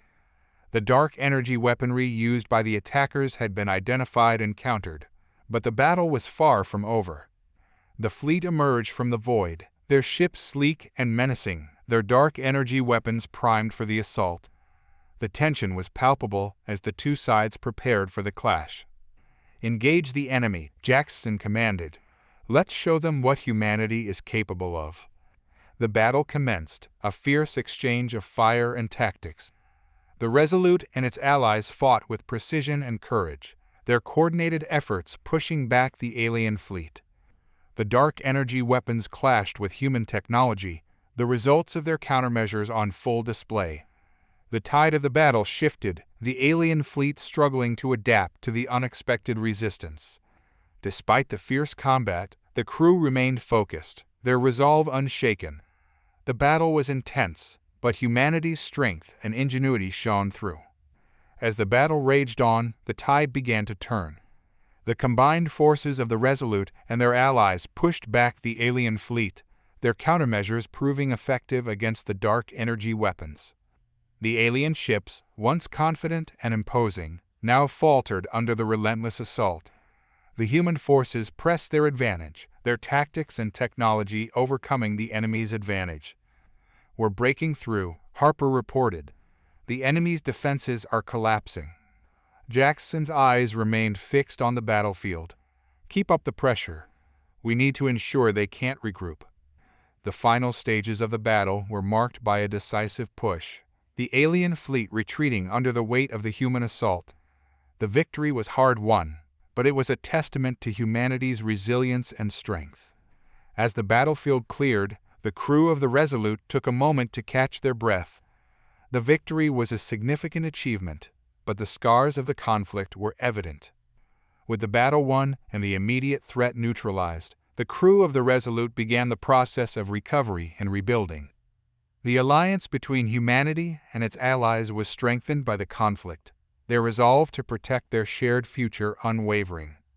The crew reflected on their experiences, their spirits bolstered by their victory and the lessons they had learned. The universe remained vast and full of unknowns, but humanity had proven its strength and resilience. "We've come a long way," Harper said, "and we've shown that humanity can stand against any threat." Jackson nodded. "We've faced incredible challenges and emerged stronger. The journey ahead will be filled with new discoveries and challenges, but we're ready." The crew of the Resolute stood united, their resolve to explore and protect the universe as strong as ever. The future was uncertain, but their determination and courage would guide them through the unknown. The aftermath of the battle left the universe in a delicate balance. The Resolute, now free from immediate threats, continued to patrol the space surrounding the remnants of the alien fleet, ensuring that no surprises lurked in the void. Harper, still grappling with the trauma of the recent conflict, found herself drawn to the observation deck once more. The stars outside were a cold, distant reminder of the vastness of the universe. She felt a profound sense of both relief and unease. "Captain, we've picked up an anomaly on the edge of our sensors," Voss reported, her voice steady, but with an undertone of concern. Jackson's interest was piqued. "Another one? Could it be residual effects from the dark energy?" "Possibly," Voss replied, "but it's unlike anything we've seen before. It's as if the anomaly is pulsing, almost like it's trying to communicate." "Prepare a probe," Jackson ordered. "Let's see what we're dealing with." The Resolute dispatched a probe to investigate the anomaly. As it approached, the readings became more erratic, and the probe's sensors picked up faint, rhythmic pulses of energy. The anomaly seemed to respond to the probe's presence, its intensity fluctuating in a pattern that suggested deliberate intent. "What are we dealing with here?" Harper wondered aloud, her eyes fixed on the readings. "I don't know," Jackson admitted, "but we need to find out. It could be a remnant of the alien technology or something entirely new." As the probe transmitted its data back to the Resolute, the crew analyzed the results. The anomaly's pulsations grew stronger, and the energy patterns became increasingly complex. It was clear that the anomaly was more than just a random occurrence, it was a sophisticated, active presence. "We need to get closer," Jackson decided, "but proceed with caution. We don't know what we might encounter." The Resolute moved in, its sensors and defensive systems on high alert. As they approached, the anomaly's energy fluctuations became more pronounced, creating a mesmerizing and unsettling visual display. The Resolute hovered near the anomaly, its crew observing the intricate dance of energy that unfolded before them. The pulsations created waves of light and shadow, a cosmic ballet that was both beautiful and terrifying. "This is unlike anything we've ever seen," Harper said, her voice tinged with awe. "It's as if the anomaly is alive." Jackson nodded. "It's definitely behaving in a way that suggests intelligence. We need to understand its nature and purpose." Voss continued to monitor the anomaly's signals. "The energy patterns are becoming more complex. It's almost as if it's trying to communicate with us." Harper studied the data, her mind racing with possibilities. Could it be a form of alien communication, or maybe an artifact of their technology? As the crew pondered these questions, the anomaly's pulsations began to synchronize with the Resolute's own energy emissions. The ship's systems flickered, and an eerie hum filled the air. "Captain, we're experiencing some interference," Voss reported. "It's affecting our systems." "Redouble our efforts," Jackson ordered. "We need to stabilize the ship and keep our focus on the anomaly." The crew worked quickly to address the interference, their efforts a delicate balancing act. As they fought to maintain control, the anomaly's behavior became more pronounced, its pulses growing in intensity and complexity. Then, without warning, the anomaly released a burst of energy that enveloped the Resolute. The ship's systems were overwhelmed, and the crew was thrown into chaos. The energy pulse seemed to disrupt time and space itself, creating a disorienting effect that left everyone on edge. The energy burst from the anomaly left the Resolute reeling. The crew struggled to regain control as the ship's systems flared and faltered. The once steady hum of the ship was replaced by a cacophony of alarms and failing systems. "Status report," Jackson demanded, his voice strained. "We've lost primary systems," Voss shouted over the din. "We're experiencing a temporal distortion. It's affecting our navigation and communications." Harper, her face pale with worry, tried to make sense of the chaos. "We need to stabilize the ship before we lose complete control. If this distortion continues, we could be stranded or worse." Jackson nodded. "Engage emergency protocols. We need to focus on regaining control and understanding what just happened." The crew worked frantically, their efforts a blur of activity as they fought to bring the ship back to stability. The temporal distortion made their tasks more difficult, each movement and decision feeling delayed and uncertain. As they worked, the anomaly continued to pulse with a rhythmic intensity. It seemed to respond to the Resolute's attempts to stabilize, its energy patterns shifting in response. "What is this thing?" Harper muttered, her mind racing. "It's like it's alive, and it's reacting to us." "We need to find out," Jackson said, determination in his voice. "Whatever it is, it's affecting us in ways we can't fully understand, but we can't let it control us." As the crew labored to regain control, the anomaly's pulses grew more erratic. The energy fluctuations created a disorienting effect that made it difficult to focus and think clearly. Then, just as suddenly as it had begun, the anomaly's energy surge subsided. The pulses became more subdued, and the Resolute systems began to stabilize. The crew breathed a collective sigh of relief, but the danger was far from over. With the immediate crisis averted, the crew of the Resolute began to assess the damage and analyze the anomaly's effects. The temporal distortion had left them with incomplete data and a sense of unease. "We need to understand what just happened," Harper said, her voice resolute. "The anomaly's energy burst was unlike anything we've ever encountered." Jackson nodded in agreement. "We need to analyze the data we collected and determine if there's any way to predict or counteract the anomaly's effects." The crew worked tirelessly, piecing together the fragmented data and studying the anomaly's behavior. Their investigation revealed that the anomaly was indeed a sophisticated form of alien technology, designed to disrupt and manipulate space-time. "It's a weapon or a device intended for something much larger," Voss speculated. "But we don't know its full capabilities or purpose." Harper frowned. "If this technology is being used against us, we need to find a way to neutralize it and prevent further attacks." The crew's investigation also uncovered evidence that the rogue alien faction was attempting to harness the anomaly's power for their own purposes. The technology was part of a larger scheme to destabilize human space and gain an advantage in their conflict with humanity. "This is more than just an isolated threat," Jackson said. "It's part of a broader strategy. We need to stay ahead of them and protect our territories." The Resolute prepared to confront the rogue faction and their use of the anomaly's technology. The crew's determination was unwavering, their resolve to protect humanity and uncover the truth driving them forward. With their preparations complete, the Resolute and its allies set out to confront the rogue alien faction. The tension was palpable as they approached the enemy's stronghold, the looming threat of the anomaly and its associated technology hanging over them. The battle that ensued was fierce and unforgiving. The rogue faction's forces were well prepared, their dark energy technology posing a significant challenge. But the crew of the Resolute fought with unwavering determination, their strategy and coordination proving effective against the enemy's tactics. As the conflict raged, the crew faced numerous challenges.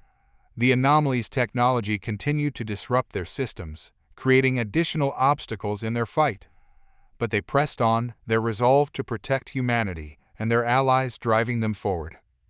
Harper and Jackson coordinated the battle efforts, their leadership and tactical skills guiding their forces through the chaos. Each victory and setback was a testament to their resilience and ingenuity. The tide of the battle shifted as the crew of the Resolute adapted their tactics and technology to counter the rogue faction's advantages. The enemy's forces began to falter, their attempts to harness the anomaly's power proving less effective against the determined resistance of humanity. The final stages of the battle were marked by intense combat and strategic maneuvers. The Resolute and its allies pushed back the rogue faction, their efforts culminating in a decisive victory. The Resolute's victory over the rogue faction was a hard-earned respite, but the aftermath was far from tranquil. The ship's systems were battered, and the crew was weary from the prolonged battle.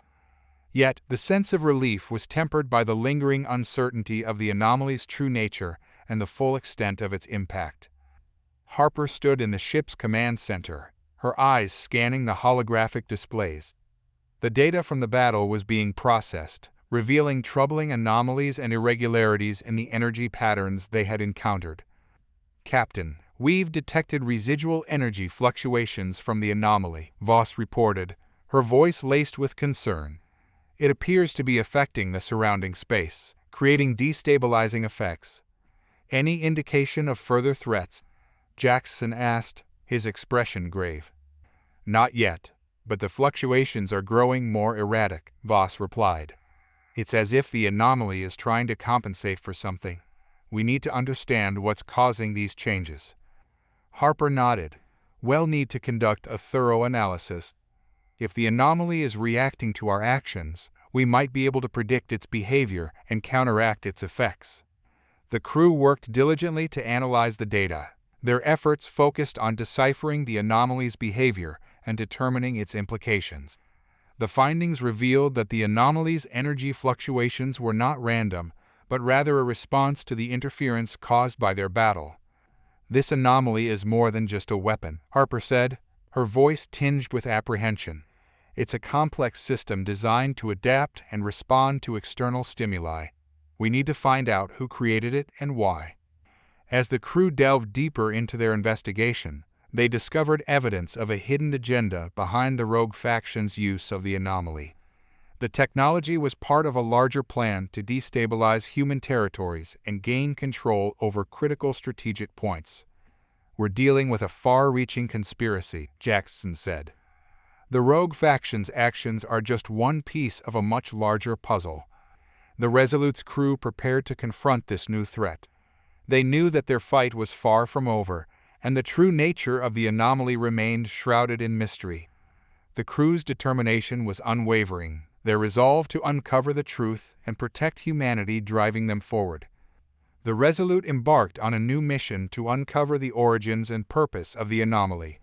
The crew's investigation led them to the outskirts of known space, where they discovered signs of an advanced alien research facility. The facility appeared abandoned, but the evidence suggested that it had been used for experiments related to the anomaly's technology. "We need to explore this facility," Harper said, her voice resolute. "It might hold the key to understanding the anomaly and its creators." The crew made their way to the facility, their approach marked by a sense of cautious anticipation. The structure was a sprawling complex of metal and glass, its architecture reflecting a level of sophistication far beyond anything humanity had encountered. As they entered the facility, the team encountered a series of automated defenses, remnants of the facility's former inhabitants. The systems were damaged and malfunctioning, but they presented a significant challenge as the crew navigated the labyrinthine corridors. Inside, the facility was eerily silent, the only sounds the hum of malfunctioning systems and the crew's footsteps. The walls were lined with data consoles and research equipment, their displays flickering with intermittent power. "This place is a treasure trove of information," Voss said as she examined one of the consoles.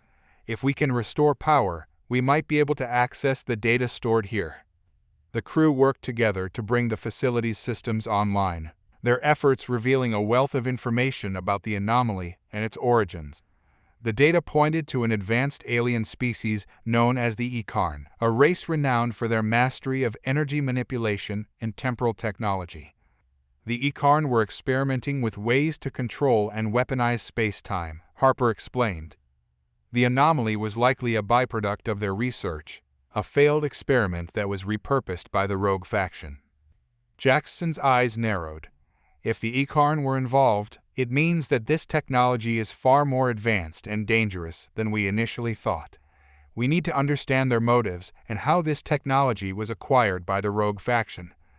The crew continued their investigation, uncovering more details about the Icarn's experiments and the rogue faction's plans. The evidence suggested that the rogue faction had obtained the anomaly's technology through illicit means, using it to further their agenda of destabilization and conquest. With their understanding of the anomaly deepening, the Resolute's crew prepared to confront the rogue faction and their use of Icarn technology. The battle had only been a precursor to a larger conflict, one that threatened the stability of human space and the broader galaxy. The Resolute gathered intelligence and formulated a plan to neutralize the rogue faction's remaining forces. Their strategy involved a coordinated strike against key targets, aimed at dismantling the rogue faction's operations and preventing further use of the anomaly's technology. As the crew prepared for their mission, the atmosphere on the ship was tense. Each member of the team knew the stakes were high, and the potential for unforeseen complications loomed large. "We've identified several key locations that need to be targeted," Jackson said during the briefing. "Our goal is to disrupt the rogue faction's supply lines, sabotage their research facilities, and eliminate any remaining threats." Harper nodded. "We'll need to move quickly and decisively. The longer we delay, the greater the risk of the rogue faction regaining control or deploying more of the anomaly's technology." The Resolute's crew executed their plan with precision, launching a series of targeted strikes against the rogue faction's strongholds. The operations were marked by intense combat and strategic maneuvering, each action designed to weaken the enemy's capabilities and disrupt their plans. During one of the key engagements, the Resolute's team encountered a hidden research facility deep within an asteroid field. The facility was heavily fortified, its defenses proving formidable as the crew fought to gain entry. "Captain, we're encountering heavy resistance," Voss reported as the crew battled through the facility's defenses. "The enemy is well prepared, and the technology they are using is more advanced than we anticipated." "We need to push through," Jackson urged. "The information we've gathered suggests that this facility is critical to their operations. If we can neutralize it, we can significantly impact their ability to use the anomaly's technology." The crew pressed on, their determination unshaken despite the challenges they faced. As they fought their way through the facility, they uncovered additional evidence of the rogue faction's plans and the extent of their misuse of Icarn technology.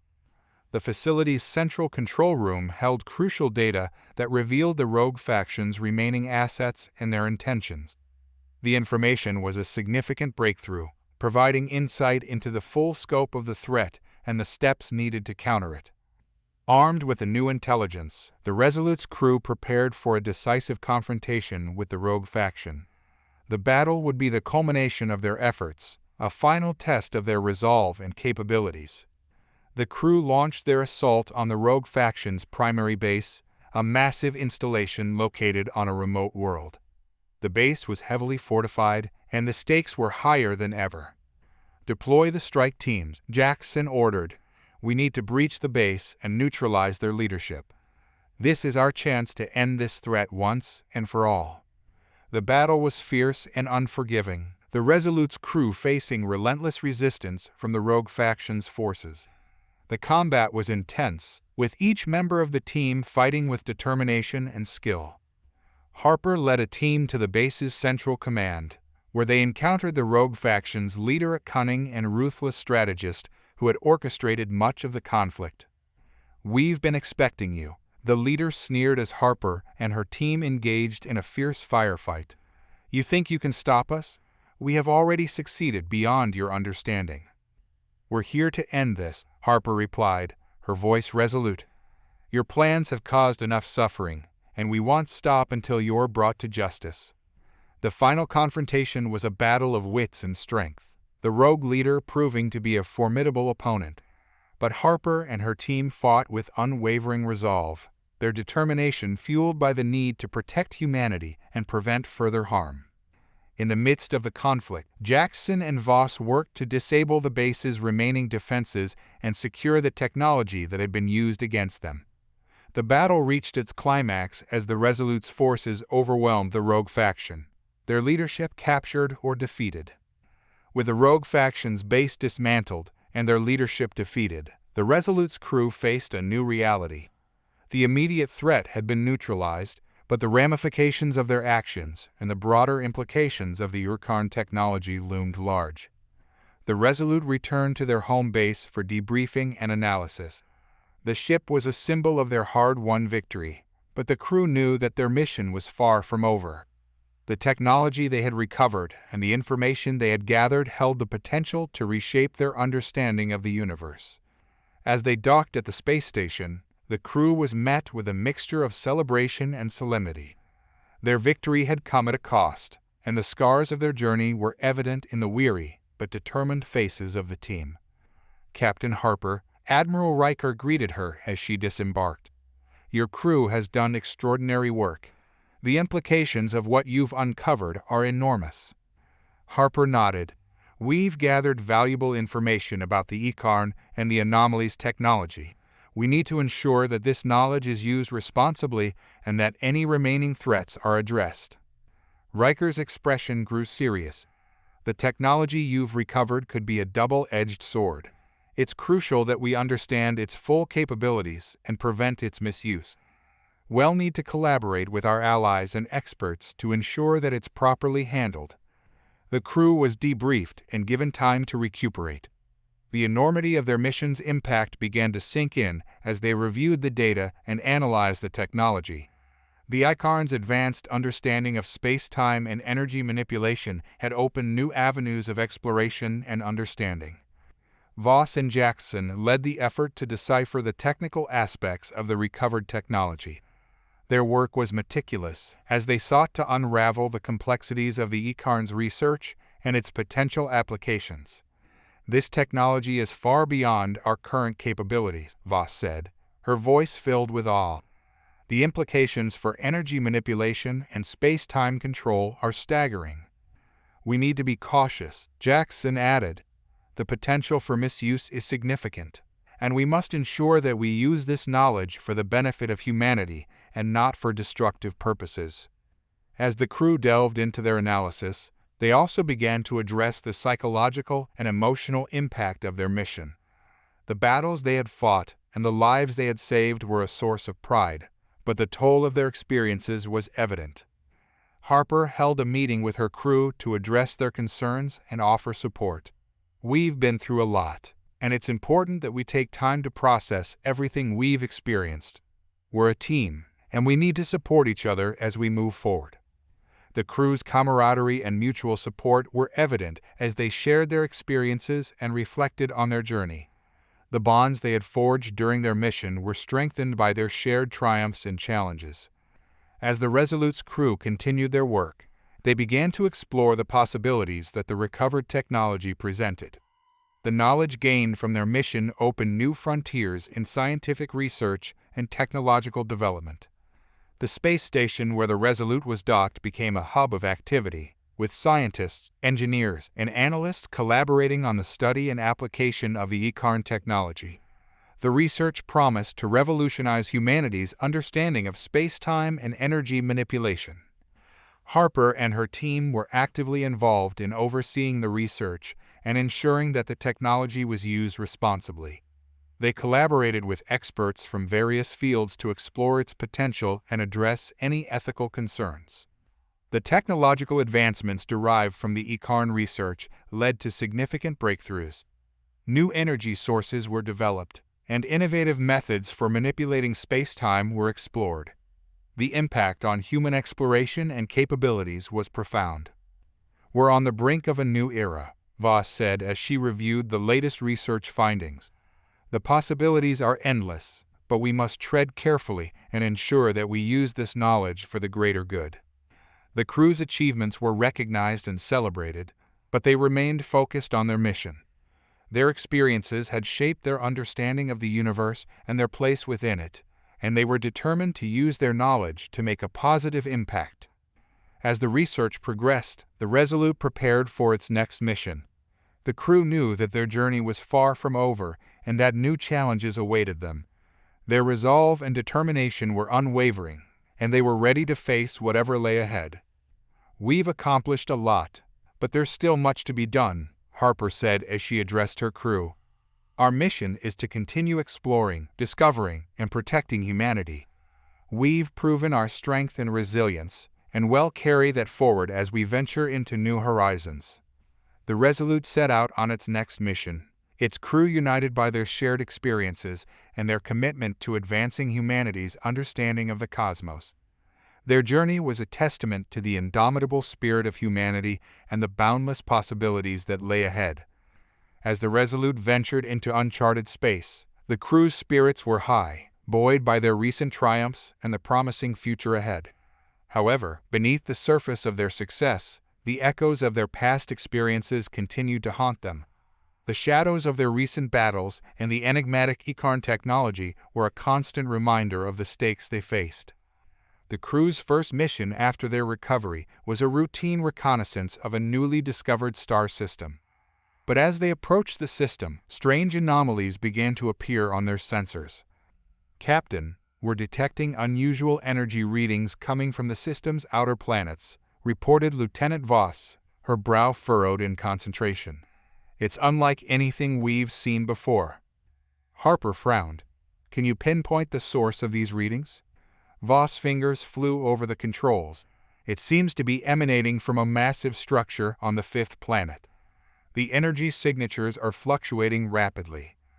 "Prepare for close inspection," Harper ordered. "We need to understand what's causing these anomalies."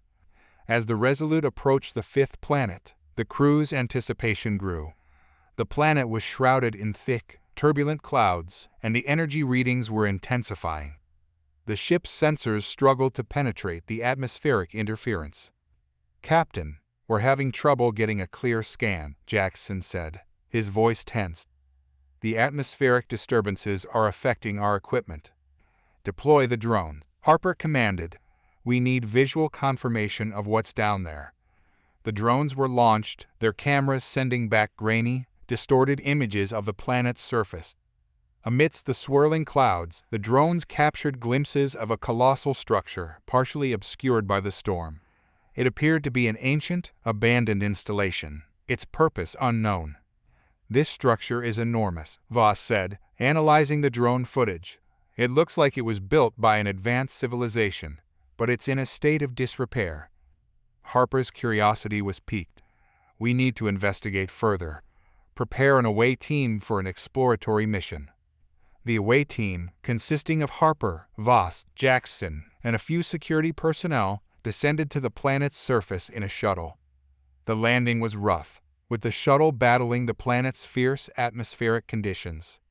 As they stepped out onto the rocky terrain, they were greeted by an eerie silence. The structure loomed ahead, its massive metal hull scarred by time and neglect. The air was thick with the smell of ozone and decay. "Stay alert," Harper instructed as they approached the entrance of the structure. "We don't know what we're dealing with." The entrance was partially blocked by debris, but the team managed to force their way inside. The interior was dimly lit by flickering lights, and the air was heavy with the scent of rust and stale air. "Let's split up and see if we can find any clues about this place," Harper said. "Be cautious and report back if you find anything significant." The team scattered through the structure's dark corridors, their footsteps echoing through the abandoned halls. Voss and Jackson headed toward the control room, while Harper and the security team explored the living quarters.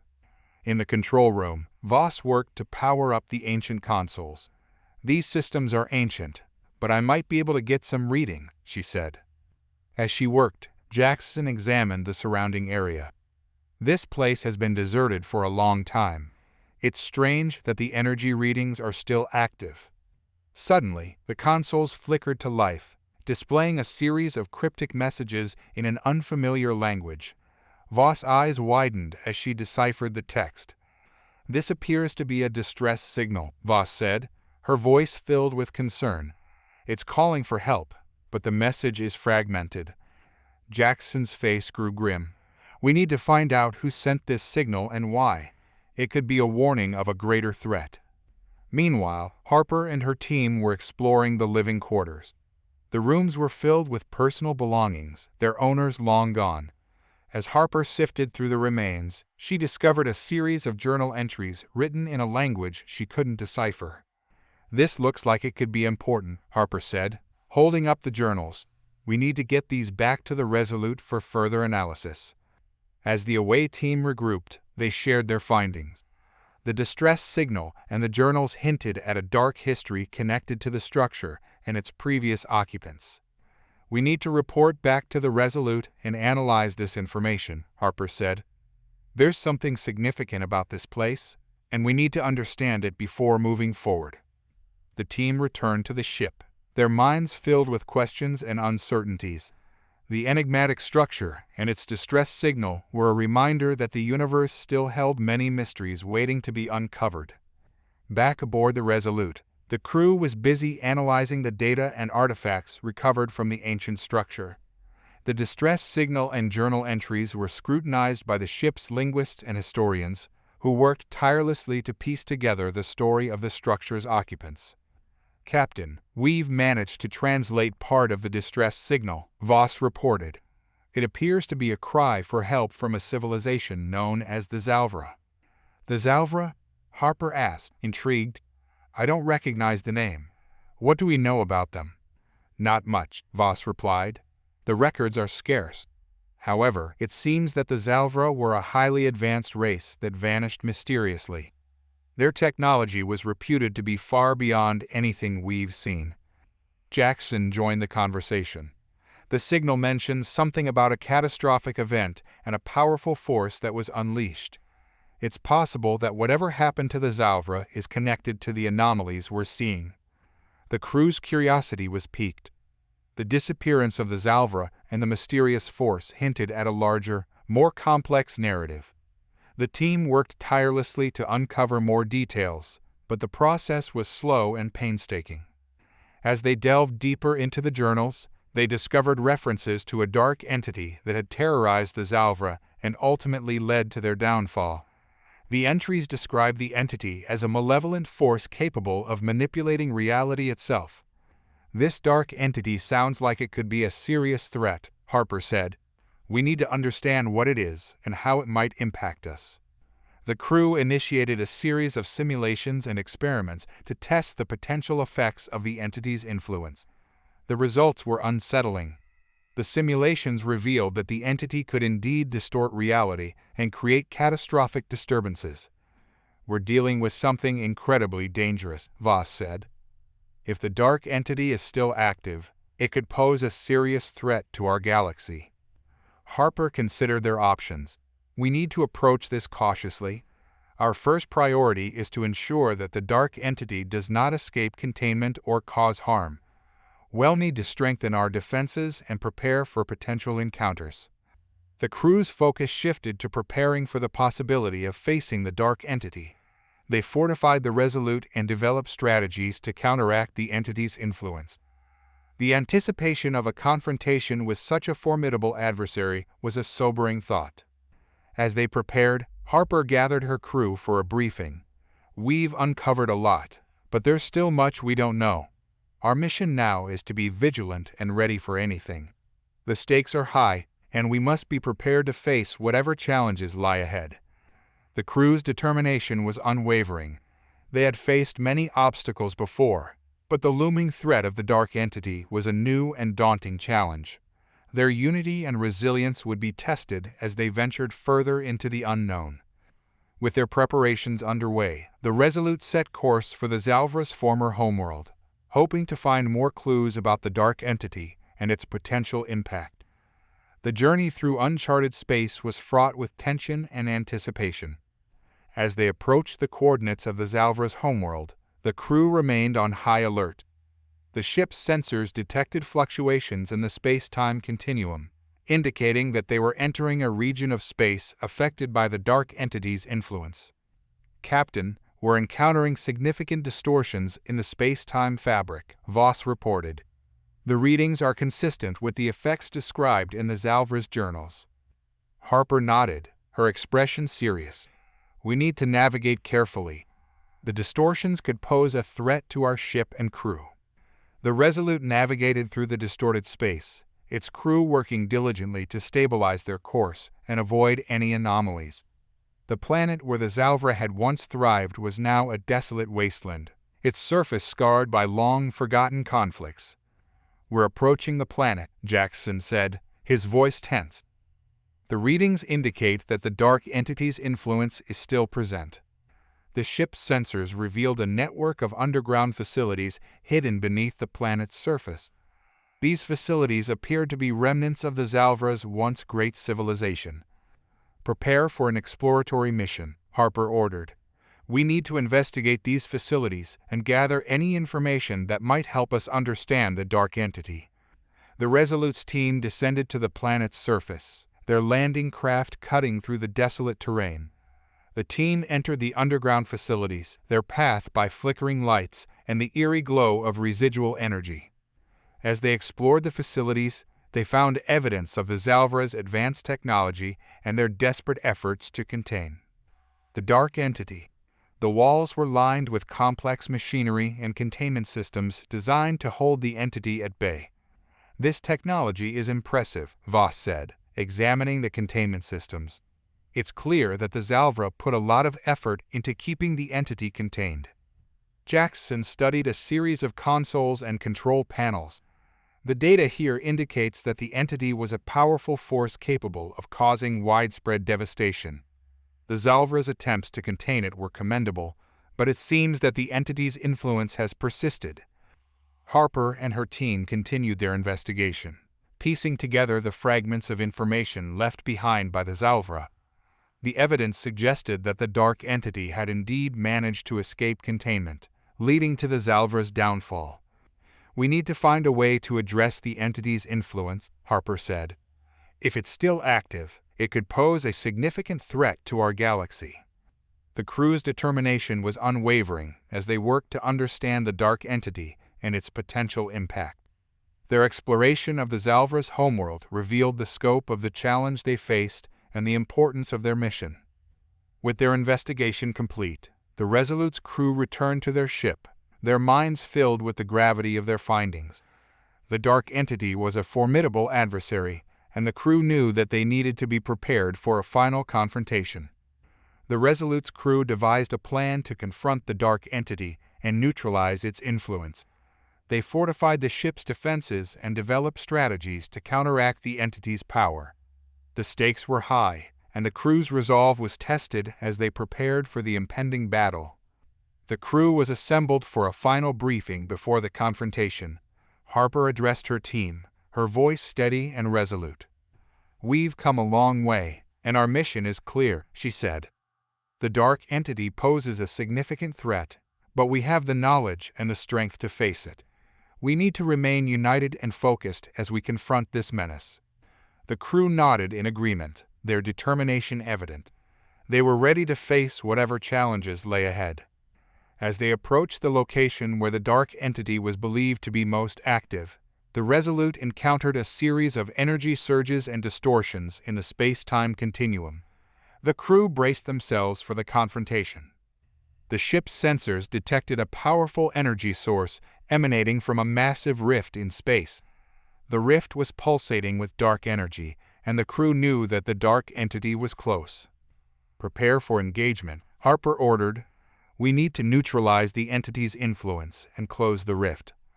The Resolute's weapon systems were primed, and the crew took their positions.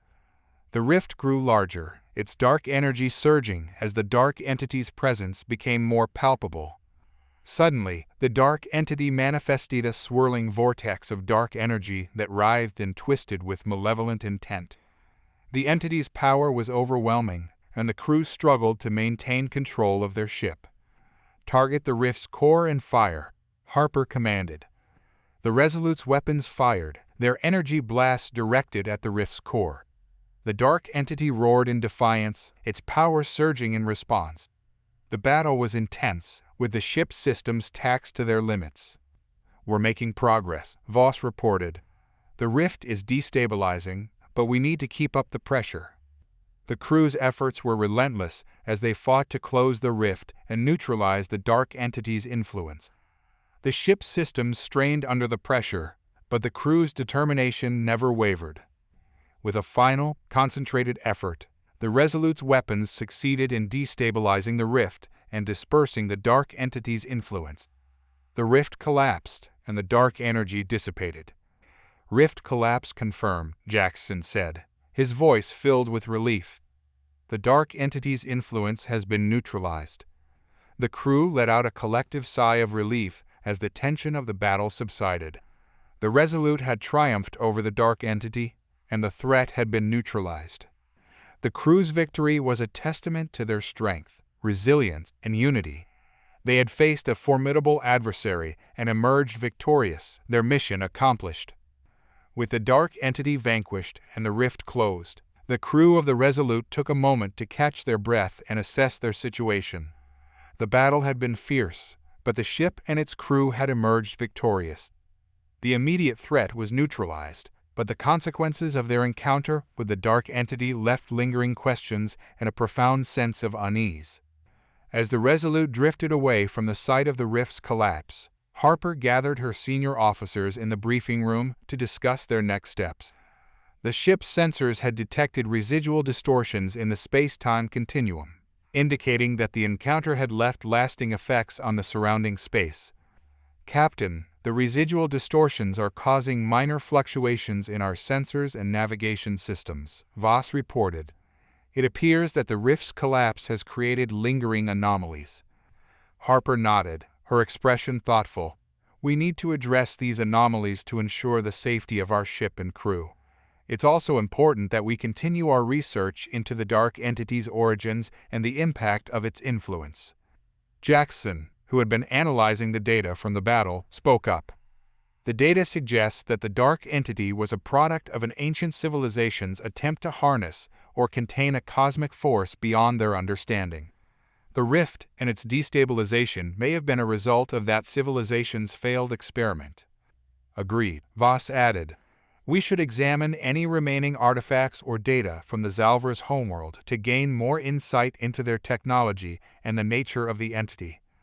Harper turned her attention to the ship's engineering team. "We need to ensure that the residual distortions do not pose a threat to the Resolute systems. Coordinate with Voss and her team to address the anomalies and stabilize our systems."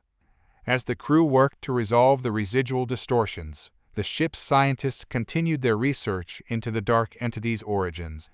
They scoured the data and artifacts collected from the Zalvra's homeworld, piecing together the story of a civilization that had tried to control a force of unimaginable power. The research revealed that the Zalvra had been a technologically advanced race, but their knowledge had limitations. Their attempts to harness the dark entity had ultimately led to their downfall, as the entity's influence proved too powerful to contain. "The Zalvra's downfall was a tragic result of their ambition," Voss mused. "They sought to control a force they didn't fully understand, and their failure serves as a warning about the dangers of tampering with cosmic entities." The crew's exploration of the Zalvra's technology and data also revealed that the dark entity had been a residual energy form, capable of feeding off the fear and despair of sentient beings. Its presence had created a ripple effect that influenced nearby space, distorting reality and causing chaos. "We need to be vigilant," Harper said. "The dark entity's influence may have left lingering effects on the surrounding space, and we must be prepared for any residual threats." As the Resolute continued its journey, the crew remained focused on their mission. They conducted thorough scans of the surrounding space, searching for any signs of lingering anomalies or disturbances. Their efforts paid off as they identified and addressed several residual anomalies caused by the entity's presence. Despite the challenges, the crew's determination and teamwork ensured that the ship remained in top condition. Their successful navigation of the residual distortions and stabilization of the ship's systems were a testament to their resilience and skill. As they completed their repairs and continued their journey, the crew took time to reflect on their experiences. The encounter with a dark entity had been a harrowing ordeal, but it had also strengthened their bond and reinforced their commitment to their mission. With the immediate threat of the dark entity behind them, the Resolute's crew began to focus on their long-term objectives. Their victory had provided valuable insights into the nature of cosmic threats and the importance of preparedness and caution. Harper convened a meeting with her senior officers to discuss their next steps. "We've faced significant challenges, but we've come through stronger and wiser. Our mission now is to continue our exploration and safeguard our galaxy from potential threats." Voss nodded in agreement. "We should continue to study the data and artifacts we've collected. There may be additional insights into the Zalvra's technology and the nature of cosmic forces that could be valuable for future encounters." Jackson added, "Our experiences with the dark entity have shown us the importance of understanding the limits of our knowledge. We must remain vigilant and continue to learn from our encounters to better prepare for future challenges." The crew's focus shifted to expanding their knowledge and improving their readiness for any potential threats. They worked to integrate their new understanding of cosmic entities into their ongoing research and exploration efforts. As the Resolute continued its journey, it became clear that the crew's experiences had forged a deeper sense of unity and purpose. They had faced formidable challenges and emerged victorious, but their journey was far from over. The crew's commitment to their mission and their dedication to exploring the unknown drove them forward. They knew that the universe was vast and filled with mysteries, and they were determined to uncover its secrets while ensuring the safety and security of their galaxy. Their adventures would take them to new frontiers, where they would encounter new civilizations and face new challenges. Each step of their journey would be guided by the lessons they had learned and the strength they had gained. As the Resolute continued its voyage through the stars, the crew remained resolute in their mission. They were prepared to face whatever challenges lay ahead, knowing that their unity and determination would see them through. Their story was one of courage, resilience, and exploration, a testament to the indomitable spirit of those who dared to venture into the unknown and confront the darkness that lay within. It seems the recent chapters may not have fully captured the intensity and depth you're aiming for. Let's recalibrate. ### updated memory. Anthony Mena desires the HFY story to be on par with The Deathworlders by Hambanafy and The Jenkinsverse, with strong character development, engaging and hooking beginnings, consistent quality and progression, emotional resonance, unpredictability, and immersive world building that draws readers into a vivid and expansive reality. The story should have substantial and thought-provoking themes, taking time to develop tension, atmosphere, and character depth. He prefers very long chapters, written with a careful and deliberate pace to maintain high quality throughout, and the word resolute should be written normally without asterisks. The void of space was silent, but within the hull of the Resolute, tension crackled like an impending storm. The ship's bridge was dimly lit, casting deep shadows that seemed to cling to the edges of the room, as if the darkness itself was watching, waiting. Harper stood at the helm, her eyes fixed on the holographic display that flickered with faint traces of the residual anomalies they had been tracking. Every flicker, every distortion in the data, seemed to whisper of unseen dangers lurking just beyond the ship's sensors. "Status report." Harper's voice was a quiet command, cutting through the oppressive silence. Voss, seated at the science station, tapped rapidly on her console. "The anomalies are stabilizing, but there are still pockets of space where the residual distortions are particularly strong. It's as if the fabric of reality itself is fraying." Harper nodded, her expression unreadable. "Can we chart a course through these regions safely?" Jackson, at the navigation console, leaned forward, his brow furrowed. "It's tricky. We're threading a needle here. One wrong move and we could end up somewhere else entirely, or worse, ripped apart by the gravitational flux." "Then let's make sure we don't make any wrong moves," Harper replied, her tone leaving no room for doubt. As the ship moved cautiously through the distorted space, every creak of the hull seemed magnified, every shift in the ship's power systems a potential harbinger of disaster. The crew worked in tense silence, their focus razor-sharp as they navigated the treacherous expanse. But it wasn't just the physical dangers that weighed on them. The memory of the dark entity, its malevolent presence, and the horrific vision it had forced upon them, still lingered in their minds. There was a shared understanding among the crew that they had survived something truly monstrous, but at what cost? What had the entity left behind in its wake? And what would be the long-term consequences of their encounter? It was in the dead of night, shipboard time, when the alarms began to wail. Red lights bathed the corridors of the Resolute, casting everything in an ominous glow. Harper was out of her quarters and on the bridge within moments, her heart pounding in her chest. "Report," she barked, her voice cutting through the chaos. "Captain," Voss' voice trembled slightly as she struggled to interpret the data streaming across her console. "We're detecting a massive energy spike, origin unknown.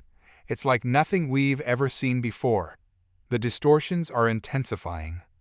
Before she could finish, the ship shuddered violently. Harper gripped the edge of her console, her knuckles white. "All hands, brace for impact." The ship was caught in a maelstrom of twisted space, reality itself warping and bending around them. For a moment, it seemed as if the Resolute was on the verge of being torn apart. The deck beneath their feet tilted wildly, and for a heart-stopping second, gravity seemed to falter. And then, just as suddenly as it had begun, the ship stabilized. The alarms silenced, leaving an eerie quiet in their wake. "What the hell just happened?" Jackson's voice was hoarse as he struggled to catch his breath. Voss' hands shook as she ran the diagnostics. "I don't know, Captain. We were hit by something, but there's no sign of any physical impact. It's like we passed through a wave of pure energy." Harper stared at the forward view screen, which was filled with the starscape beyond. But there was something off about the stars, something subtly wrong. It took her a moment to realize what it was. "The stars," she whispered, her voice barely audible. "They've shifted." "We've been moved," Jackson said, his voice laced with awe and fear. "We're not in the same sector anymore. Something or someone moved us across the galaxy in an instant." Voss looked up from her console, her face pale. "Captain, I'm detecting something else. A signal. It's faint, but it's there." "Let's hear it," Harper ordered. The bridge speakers crackled with static, and then a voice emerged, distant and distorted, as if coming from across an unimaginable gulf of space. "You shouldn't have interfered." The voice was cold, devoid of emotion, and it sent a chill down Harper's spine. "Who is this?" she demanded, her voice steady despite the fear clawing at her insides. The response was immediate, the voice now clear and filled with malevolence. "Your actions have consequences. You've opened a door that should have remained closed. Now, you will face the darkness you've unleashed." The signal cut off abruptly, leaving the bridge in stunned silence. Harper's mind raced. What did they mean? What darkness had they unleashed? She turned to Voss, who was already scanning for the source of the transmission. "I'm not picking up any ships in the vicinity, Captain," Voss reported, her voice tinged with frustration. "Whoever sent that message is gone." Harper clenched her fists, her mind whirling with possibilities. But before she could issue her next order, the ship's systems flickered and the lights dimmed. "Captain, we're losing power." Jackson's voice was tight with urgency. "Engineering, report," Harper called into the comms. "Captain, this is Juno," the chief engineer's voice crackled through the speaker. "We've got a major energy drain. Something is pulling power from all over the ship, and I can't isolate the source." Harper's heart sank. First, they had been moved across the galaxy, then the ominous message, and now this. It was as if they were being toyed with by a malevolent force. "Get me some answers, Juno. And fast," she ordered, her mind already working on contingency plans. The bridge crew worked frantically, trying to stabilize the ship's systems, but the situation was growing increasingly dire. The energy drain was spreading, causing critical systems to falter one by one. It was only a matter of time before life support would be compromised. "We need to find the source of this power drain," Harper said, her voice low but firm. Voss, focus all sensors on pinpointing whatever's doing this. Jackson, prepare to isolate and shut down non-essential systems to conserve power. As they worked, the sense of dread on the bridge deepened. It was clear that they were dealing with something far beyond their understanding of force that could manipulate space, time, and now, their very survival. Minutes passed, each one feeling like an eternity, until Voss finally spoke up, her voice trembling with both fear and realization. "Captain, I think I've found the source. It's coming from within the ship." Harper's blood ran cold. "What do you mean, within the ship?" Voss turned to face her, her eyes wide with terror. "The power drain, it's centered in the cargo bay where we stored the artifacts from the Zalvra's homeworld." A wave of dread washed over the bridge. Harper's mind flashed back to the encounter with the dark entity, to the ancient civilization that had tampered with forces beyond their control. Had they unwittingly brought something aboard their ship? Something that was now turning their own systems against them. "Seal off the cargo bay," Harper ordered, "and prepare a security team. We're going to investigate." As the crew scrambled to carry out her orders, Harper took a deep breath, steeling herself for what was to come. The artifacts had been silent, inert until now. Whatever was happening, it was clear that they had underestimated the danger. With a security team assembled, Harper led them down to the cargo bay. The corridors felt colder, the ship's usual hum quieter, as if the ship itself was holding its breath. The red emergency lights flickered ominously, casting long, wavering shadows that seemed to move on their own. They reached the sealed doors of the cargo bay, and Harper could feel the tension radiating from her team. She keyed the intercom to Juno. "Juno, we're about to enter the cargo bay. I need you to monitor everything if anything goes wrong. I want you to seal this section off immediately." "Understood, Captain. Good luck," Juno's voice came back, laced with concern. Harper took a deep breath and nodded to her team. The door slid open with a hiss, revealing the darkened interior of the cargo bay. The temperature dropped noticeably as they stepped inside, their breath fogging the air in front of them. The artifacts were arranged on tables in the center of the bay, each one by a faint, eerie glow. The air was thick with an unnatural energy, the kind that made the hair on the back of Harper's neck stand on end. "Spread out, but stay within sight of each other," Harper ordered, her voice low but commanding. They moved cautiously through the bay, weapons at the ready. The artifacts were of various shapes and size, strange, alien objects that defied conventional understanding. But it was the largest one, a smooth, black obelisk, that drew Harper's attention. It stood at the center of the bay, towering over the other objects, its surface reflecting no light. There was something deeply wrong about it, something that seemed to warp the very space around it. As Harper approached, she could feel the pull, a tug at the edges of her consciousness. "Captain, look at this," one of the security officers called out, his voice shaky. Harper turned to see what he had found. It was a small, metallic object, but as she approached, she realized it wasn't the object itself that was the problem, it was the ground beneath it. The metal floor of the cargo bay was corroding, dissolving into nothingness, as if being devoured by an invisible force. "Get back," Harper shouted, just as the floor beneath the object gave way, revealing a swirling vortex of dark energy. The team scrambled back, weapons trained on the vortex as it grew, expanding outward, devouring everything it touched. The obelisk began to vibrate, a deep, resonant hum that grew louder and louder until it filled the entire bay with a deafening roar. "Juno, seal the cargo bay now," Harper yelled into her comm. But before the engineer could respond, the vortex surged, engulfing the obelisk and sending a shockwave of dark energy throughout the ship. The last thing Harper saw before the darkness took her was the sight of her team being flung across the bay, the ship's systems sparking and failing all around them. And then there was nothing but cold, unyielding blackness.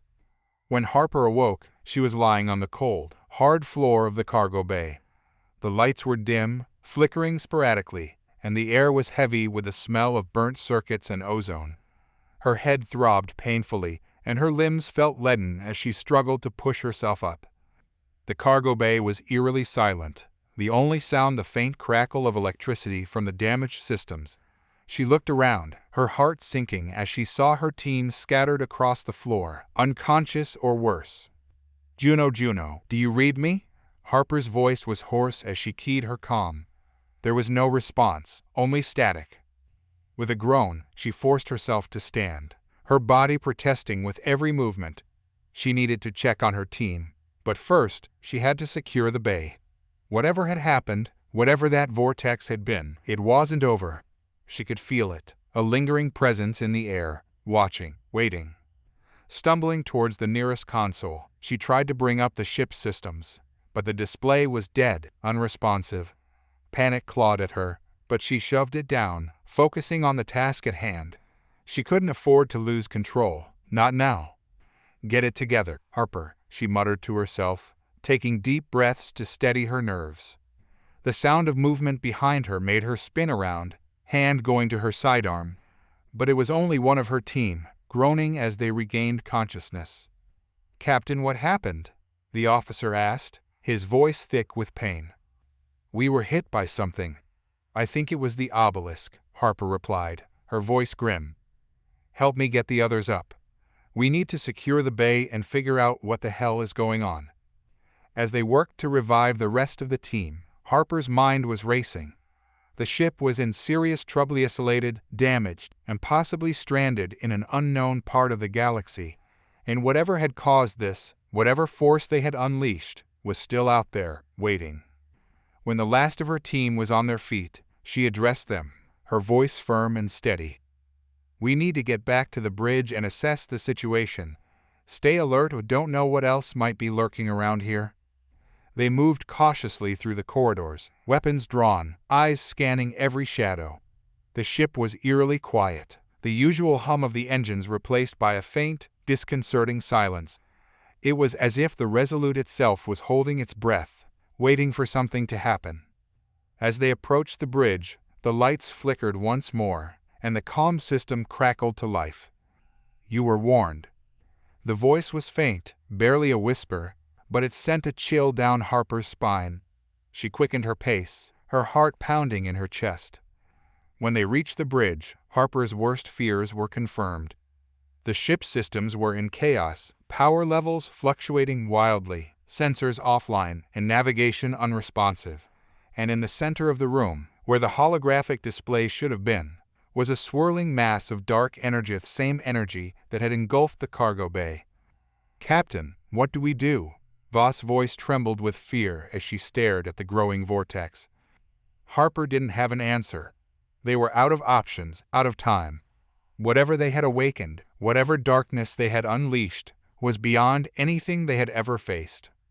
"All hands, this is the captain," Harper said into the shipwide comm, her voice calm despite the terror gnawing at her. "We're facing an unknown threat. All crew members, prepare for emergency evacuation. This is not a drill." She turned to her team, meeting each of their eyes in turn. "We've fought our way out of impossible situations before, and we're going to do it again. But if we're going to survive this, we need to stick together. No one gets left behind. Understood?" The crew nodded, their faces pale but determined. Harper took a deep breath, steeling herself for the fight to come. "Let's move." As they rushed to the escape pods, Harper couldn't shake the feeling that they were being watched, hunted by something unseen. The dark energy seemed to pulse, growing stronger with every passing second, as if feeding off their fear. They reached the escape pod bay just as the ship's power levels dropped to critical. The lights flickered one last time before plunging the ship into darkness. "Hurry, get in," Harper ordered, her voice sharp. The crew scrambled into the pods, Harper the last to climb aboard. She hesitated for a moment, glancing back at the ship she had called home for so long. The Resolute was more than just a vessel, it was a symbol of humanity's resilience, of their determination to survive and thrive in the face of overwhelming odds. But now it was being consumed by something they couldn't even comprehend. With a heavy heart, Harper sealed the pod and initiated the launch sequence. The pod shuddered as it detached from the ship, the dark energy closing in around them. As they hurtled away from the Resolute, Harper watched through the viewport as the ship was engulfed by the vortex. It twisted and contorted, the once proud vessel being torn apart piece by piece. And then, with a blinding flash of light, the ship was gone. The escape pod drifted silently through space, the crew huddled together in stunned silence. Harper stared out into the void, her mind reeling with the magnitude of what had just happened. They had survived, but at what cost? What had they unleashed upon the galaxy? And what would be waiting for them when they finally made it back to civilization? As the pod's emergency beacon activated, sending out a distress signal to any nearby ships, Harper knew one thing for certain. This was far from over. The escape pod's interior was claustrophobic, the walls closing in around them as they floated through the endless void. The crew was silent, each lost in their thoughts, trying to process the events that had led to the destruction of the Resolute. Harper sat at the front of the pod, her eyes fixed on the small viewport that offered a glimpse of the stars beyond. The vastness of space had never felt so suffocating, so empty. The weight of responsibility pressed down on her, the lives of her crew and the fate of the galaxy resting on her shoulders. "We'll be picked up soon," she said, breaking the silence. Her voice was steady, but there was an undercurrent of doubt that she couldn't quite hide. "The emergency beacon will alert any ships in the area. We just have to hold on." Voss nodded, though her expression was distant. "What do you think it was, Captain? That energy? Do you think it was some kind of weapon?" "I don't know," Harper admitted. "Whatever it was powerful enough to destroy the Resolute. And it's out there now, somewhere in the galaxy." Jackson leaned forward, his brow furrowed. "Do you think the Alliance will believe us? That they'll understand what we've been through?" "They'll have to," Harper replied, though she wasn't sure if she believed it herself. "We have to make them understand the threat we're facing. If we don't, more lives could be lost." The pod fell silent again, the crew grappling with the enormity of their situation. The stars outside seemed to stretch on forever, an endless sea of darkness that threatened to swallow them whole. Harper's mind raced with questions, doubts, and fears. How had things gone so wrong? What had they missed? She replayed the events in her mind, searching for any clue, any detail that could help them make sense of what had happened. But there was nothing, just the haunting memory of the dark energy, the way it had devoured everything in its path, and the knowledge that they had unleashed something truly terrifying. The hours passed slowly, the monotony of the pod's interior broken only by the occasional flicker of the emergency lights. The crew took turns resting, though sleep was hard to come by. Every sound, every creak of the pod's hull, set their nerves on edge. Harper stayed awake, her thoughts too troubled to allow for rest. She couldn't shake the feeling that they were being watched, that the darkness was still out there, waiting for them. Finally, after what felt like an eternity, the pod sensors picked up a signal. Harper's heart leaped into her throat as she leaned forward, scanning the readout. "Incoming vessel," she announced, her voice tight with anticipation. "Prepare for docking." The crew scrambled to their positions, the tension in the pod palpable. As the vessel approached, the pod sensors identified it as an Alliance ship, a patrol cruiser, by the looks of it. Harper let out a breath she hadn't realized she was holding. They were safe. For now. The docking procedure was swift, the pod locking onto the cruiser's airlock with a reassuring clang. As the hatch opened, Harper was the first to step out, her legs unsteady as she crossed into the cruiser's interior. A group of Alliance officers was waiting for them, their expressions a mix of curiosity and concern. "Captain Harper, Lieutenant Commander Reeves," the leader of the group said, stepping forward to greet her. "We received your distress signal. What happened out there?" Harper hesitated, the weight of her words pressing down on her. How could she explain the events that had led to the destruction of the Resolute? How could she convey the magnitude of the threat they had unleashed? "We encountered something we didn't understand," she began, her voice trembling slightly. It destroyed our ship. We barely made it out alive." Reeves' expression hardened. "You'll have to give us a full report, Captain. The Alliance will want to know exactly what happened." Harper nodded, though the thought of reliving the nightmare was almost too much to bear. "I understand.